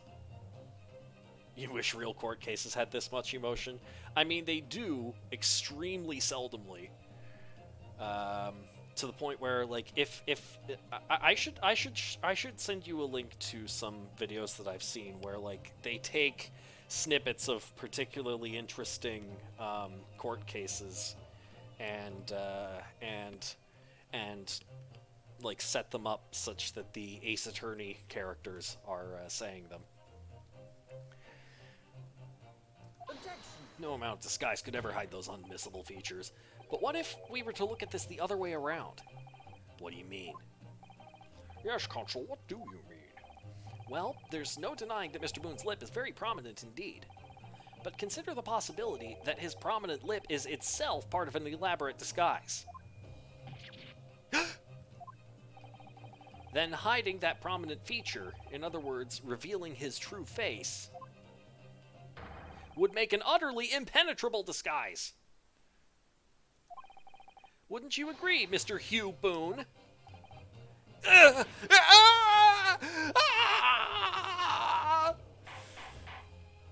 Oh, so he is Mr. Vigil. Good witness, are you still hiding the truth from this court? If that's a disguise, then underneath it, his true identity must be... Yes, that's right. There's really only one person he could really be. My lord, the defense believes it can reveal Mr. Boone's true identity to the court. No, please, no. Very well then, counsel. What is the true identity of this peddler who goes simply by the name of Gossip on the street? Seishiro Jingoku, no. There he is. Daily Vigil.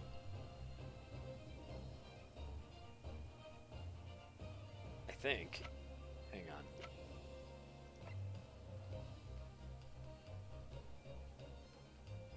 Take that! Your real name is actually Mr. Vigil, isn't it? Mr. Daily Vigil. Yeah! I don't recall that name, counsel. Who is this Mr. Vigil?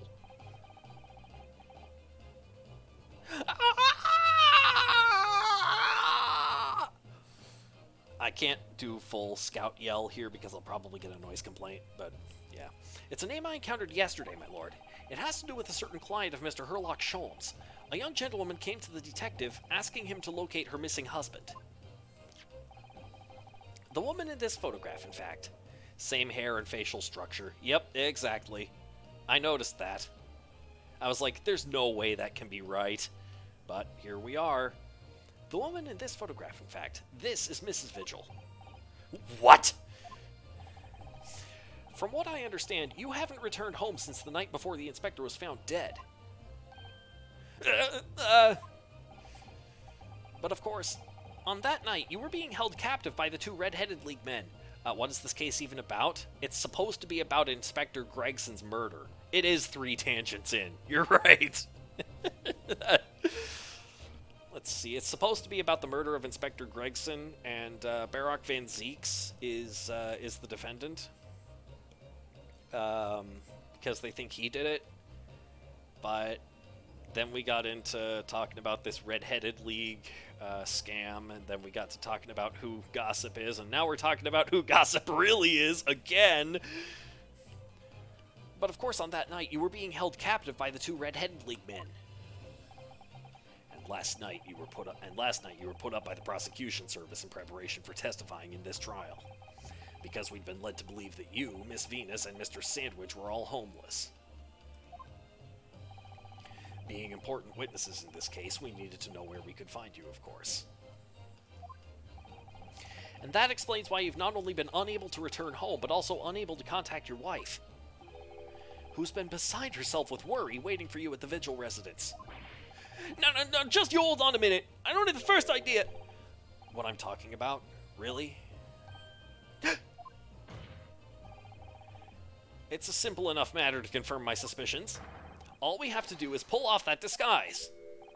No! Please! Bailiff, bring soap, a sponge, and a wash bowl at once. Mr. de Rousseau and Mr. de Rossi, you will restrain the witness. Yeah, my lord! Yeah, my lord! Yes, my lord. Da, my lord. Ah! No! Stop! Get off! Get off me! Don't! There it is. There it is.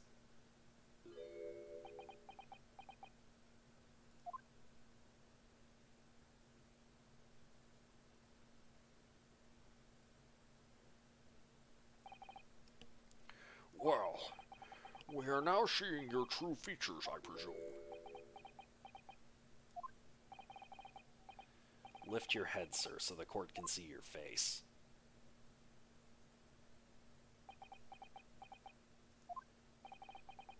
It would appear that the defense counsel's assertion was entirely correct.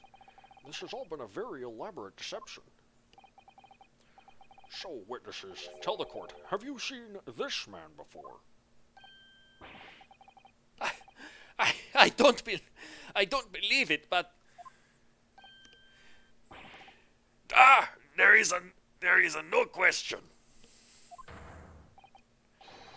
This is the inspector we saw in the park. Extraordinary. On the day of the Red-Headed League enrollment, the man claiming to be Inspector Gregson who appeared before Mr. DeRousseau and Mr. DeRossi in the park was you disguised as the inspector. Or rather, was you posing as the inspector in no disguise at all.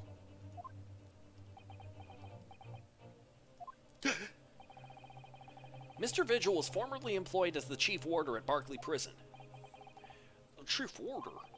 Then your career had promise. Why, you would quite possibly have become the future governor of the prison. What on earth have you been doing peddling tittle-tattle on Fresno Street? Someone needs to stop shooting Rousseau with invisible bullets. Yep. Well, he's the medic. He can take care of himself. Well, actually, to be honest, he could take better care of anyone else, just not himself, if they were being shot with invisible bullets. Well, I mean, I guess the jury knows to shoot the medic first. Well, it's been 10 years since Mr. Vigil worked at the prison. 10 years.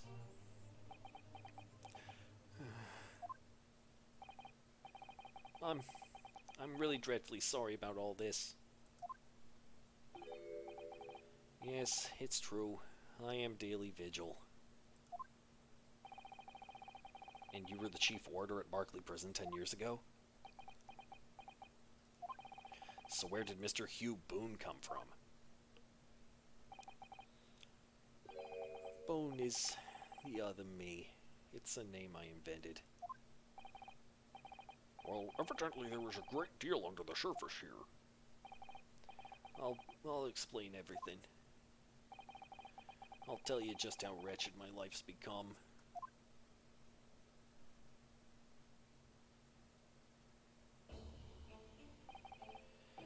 As you say, it was 10 years ago now that my employment as Barclay's chief warder came to an end.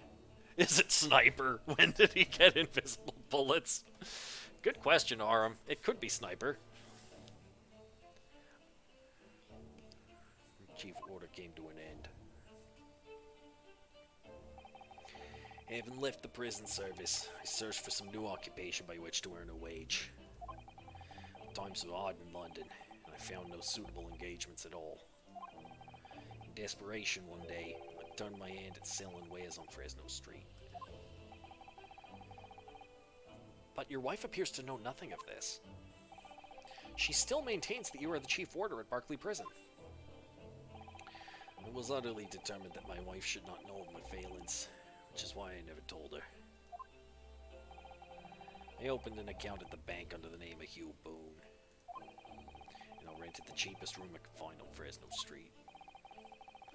The scene of the very crime we're investigating. Yeah, that's right.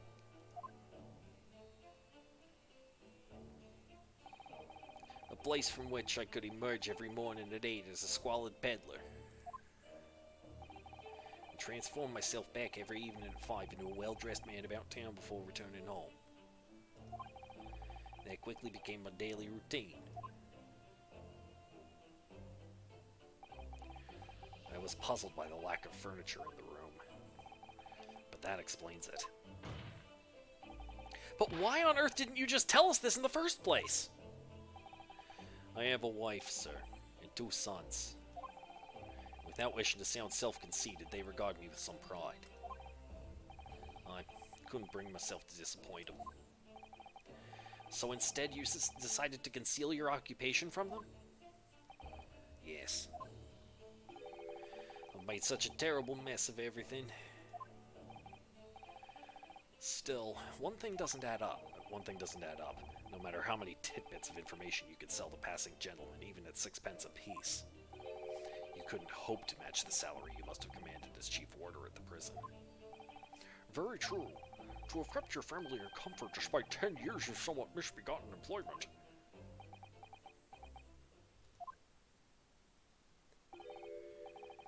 was all thanks to Inspector Gregson.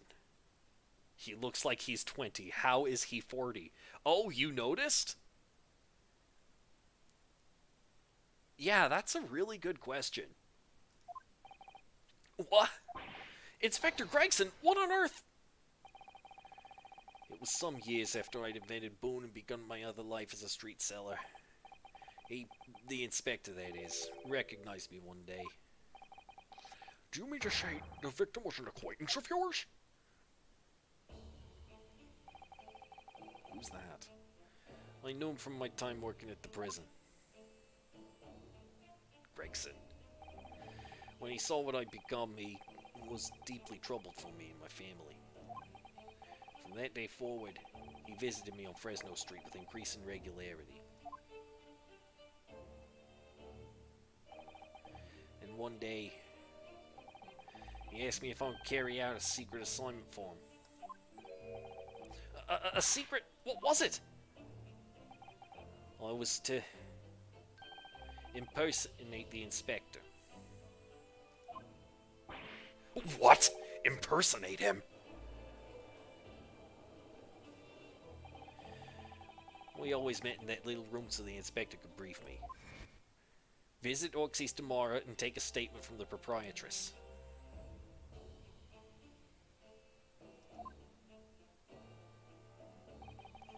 It was always something along those lines. Surveillance work, interviewing people.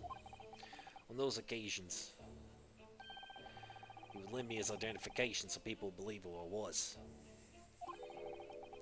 My instructions were to make an impression, to let people know that Inspector Gregson had been at work.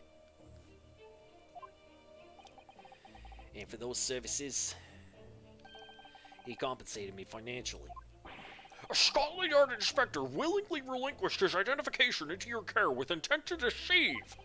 That, as I'm sure I need not point out, is a very serious criminal offense. But why? What was the point of you impersonating him? I truthfully do not know. All I can say is that the inspector warned me on numerous occasions. Now remember, Vigil, I need your solemn word. You don't blab about this to anyone, alright? Ever. Even if I end up a croaker.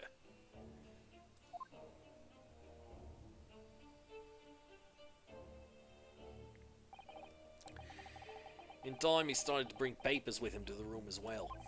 It became something of a second office for him. So, in fact, the person who declared himself to be Inspector Gregson at the park on Lime Street was really... Yes, it was me, acting on the inspector's orders. As usual, I removed my Boone disguise, and then went as instructed to the park, armed with the inspector's identification book. Tough times now, yep. Never occurred to me the bruise on my neck might give me away.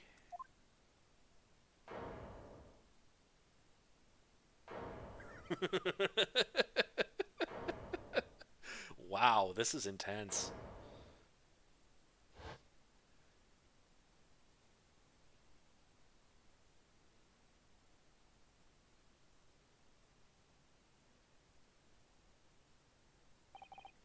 Well, it would seem this confession completely destroys the defense's case.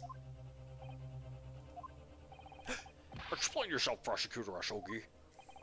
My learned friend's assertion was as follows. The victim was killed at another location on the day before his corpse was discovered, at the hands of these two red-headed league men when they imprisoned the inspector.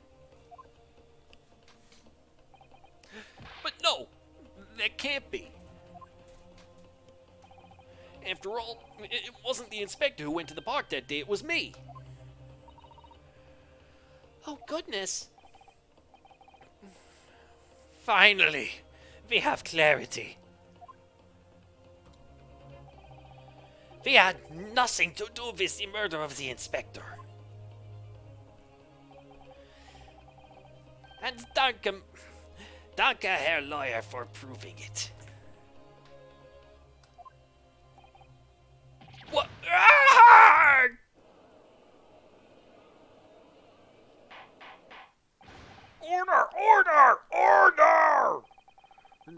appear that we have reached a de facto conclusion of sorts. These witnesses had no involvement in the murder of the victim. As proven, somewhat ironically, by the defense.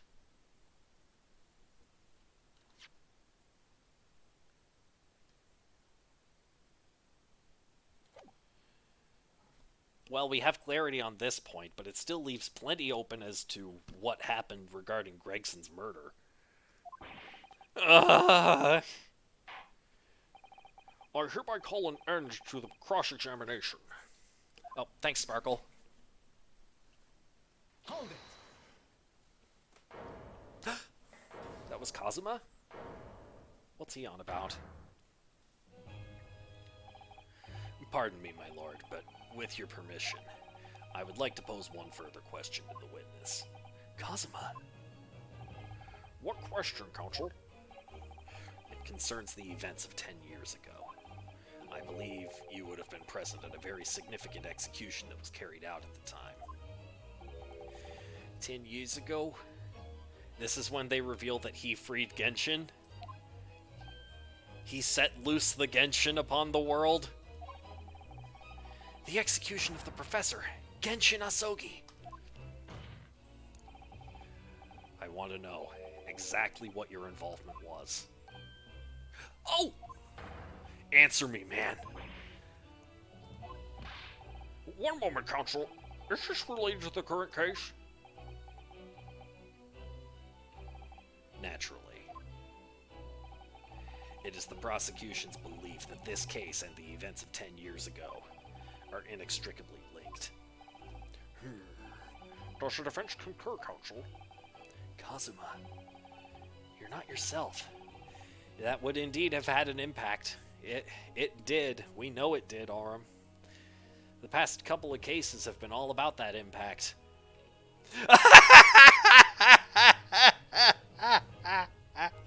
You're not yourself. You're not as calm and collected as usual. Poor Kazuma-sama. No wonder he's acting this way. Mr. Vigil's memories of what happened 10 years ago would tell the tale of Genshin Asogi's last moments. His own father. I know. I do understand that. But even so... Prosecutor Asogi. Do you genuinely believe that this question requires an answer in order to learn the truth behind Inspector Gregson's death? I need you to trust me. Please.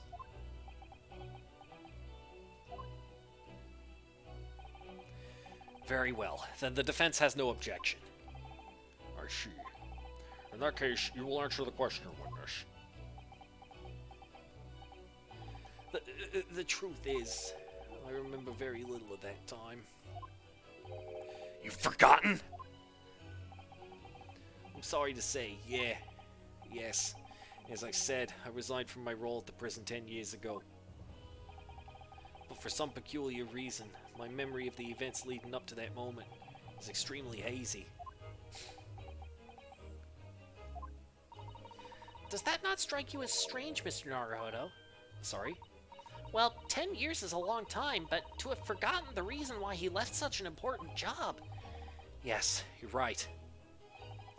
And not only that, Mr. Vigil's claim contradicts what we already know. He was fired.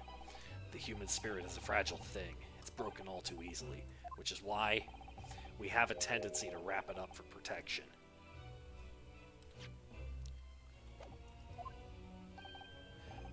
Sorry, the human spirit? I'm afraid I don't understand what you mean. When we experience pain and suffering that we feel unable to bear, we block it out, obliterate it from our memories, seal it away. But it never truly leaves us. If the seal is broken, the memories resurface. And when they do, that fragile spirit may finally be crushed. But I really don't... Kazuma-sama. But if it must be crushed, then so be it, because the truth will not stay buried. It's coming out, one way or another. Right. Now I understand. It's clear what his intentions are. He means to expose the truth at any cost. Perhaps if I pointed out the contradiction in what Mr. Vigil claimed earlier, it might cause some crucial memories to return to him. But should I? Should I present the evidence or not? Do it. I have no idea how this is going to go, but this is a court of law, and I have a duty to pursue the truth. Mr. Vigil, I'd like you to look at this. Evidence that clearly contradicts your version of events. Take that! Just a few moments ago, you made the following statement. I resigned from my role at the prison 10 years ago. Am I an international super spy? No, I have no idea why you would bring that up. No.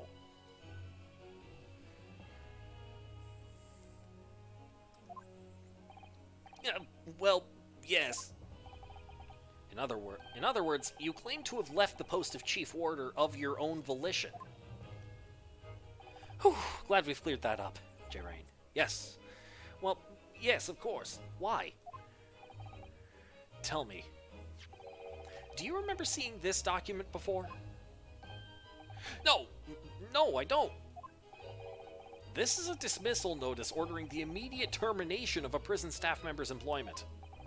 A dismissal notice? And the name on the notice is yours, Mr. Vigil.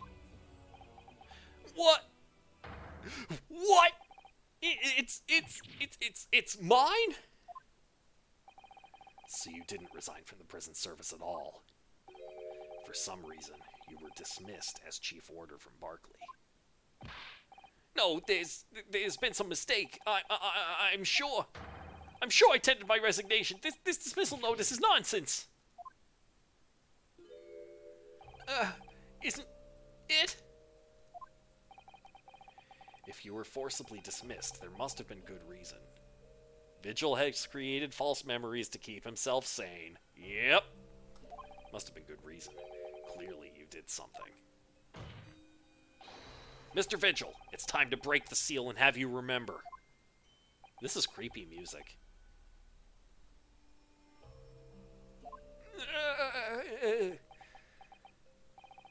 According to the few remaining records, the final execution that you supervised was on 17th June 10 years ago. And on that day, something very serious took place at Barclay Prison. The 17th of June. Was that the professor's execution? Professor. Critical hit. It was super effective. Vigil has fainted. Yep.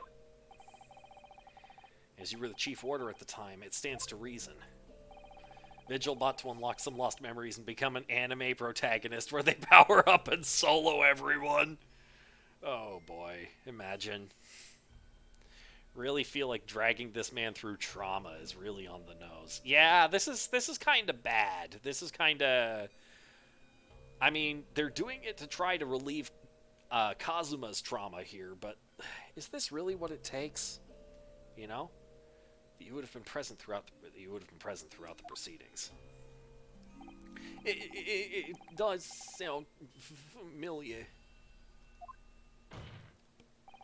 And yet, that execution never took place.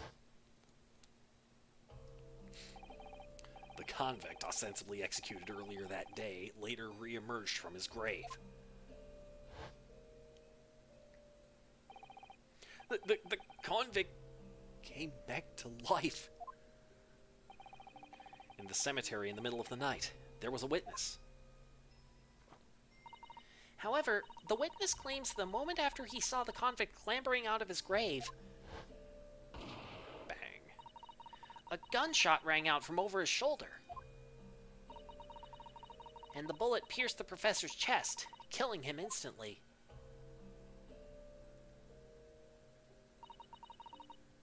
In the middle of the night. In the middle of the night, I come crawling out my grave.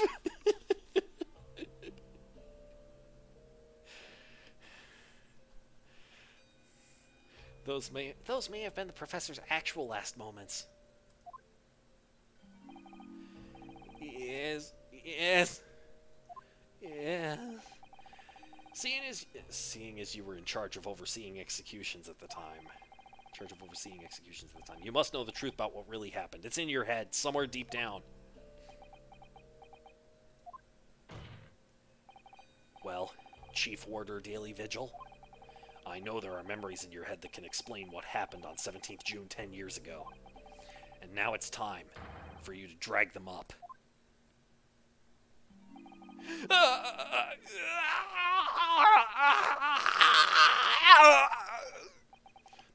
Mr. Vigil?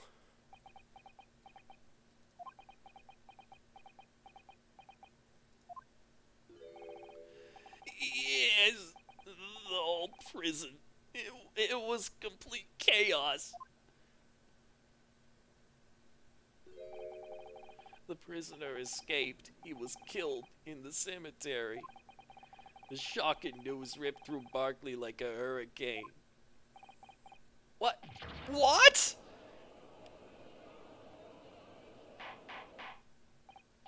Order! Order! Order! Do you mean to say, Mr. Vigil, that your memories for the time have returned? My head, it's like some floodgates have been opened. The images, the screams, Oh my goodness. the papers. There were reports, articles about a man who'd seen a ghost. Yes, Enoch Drebber. But surely those reports were exaggerated.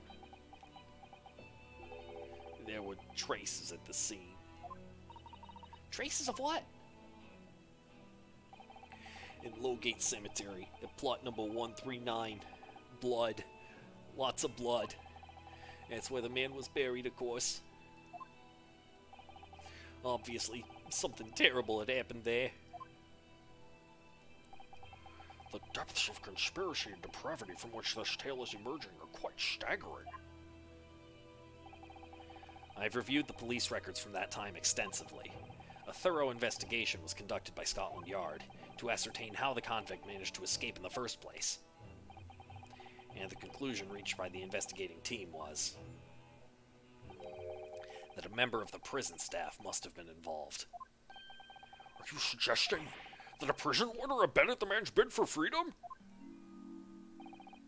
Yes, and I was suspected of doing it. Of using that mass murderer's execution as a way to help him escape. You did what? I remember now. The horror of it all is coming back to me. One evening, a few days after the execution, some detectives came to the prison. I was called to the governor's office at the top of the watchtower.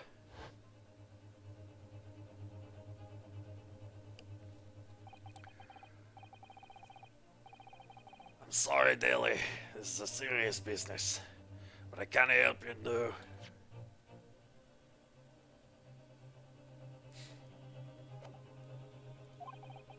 As Chief Warder, you're responsible for overseeing the execution of four, eh?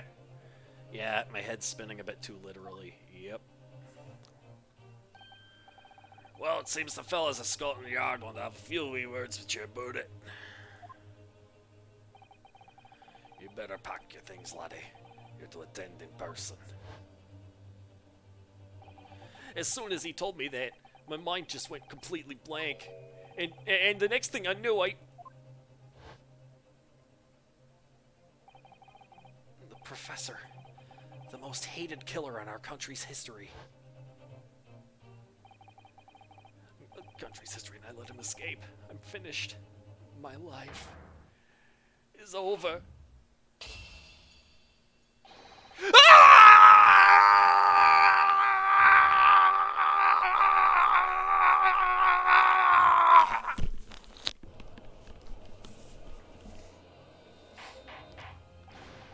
Order! Order! Bailiff, fetch a doctor at once! Professor, the most hated killer in our country's history. And I let him escape. Finish. My life is over.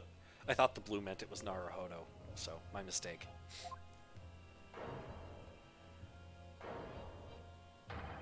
Court is adjourned for today with immediate effect!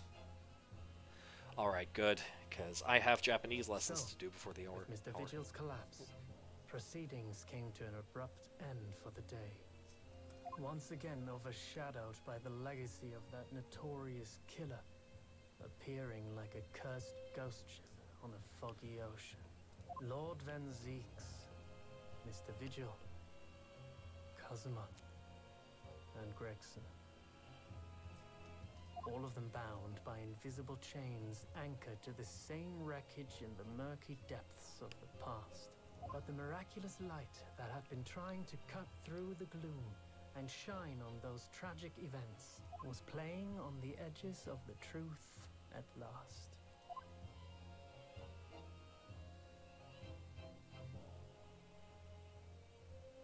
To be continued.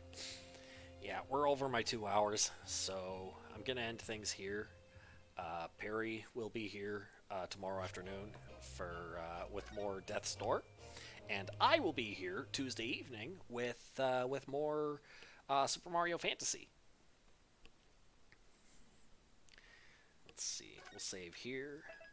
Don't forget to follow, subscribe. It's September, remember, it's cheaper to sub to me now, and I still get the same amount, so... also, as I was about to say, join the Discord for announcements about schedule changes and things, events. We have free games, and I have votes about my schedule from time to time and like what I do, and Perry holds them as well. So go join if you haven't. And thanks again for watching. And I will end things here, but first I will check to see if there's anyone to raid. Let's see.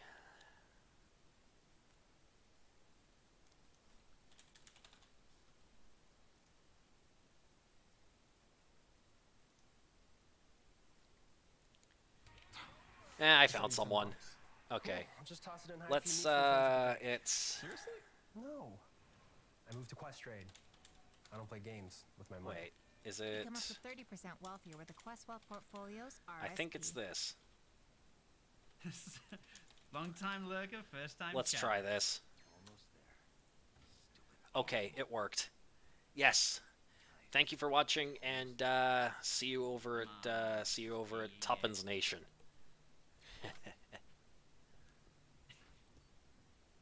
How'd you say I'm bussy? Oh shit! That guy's dead. I don't care what they say.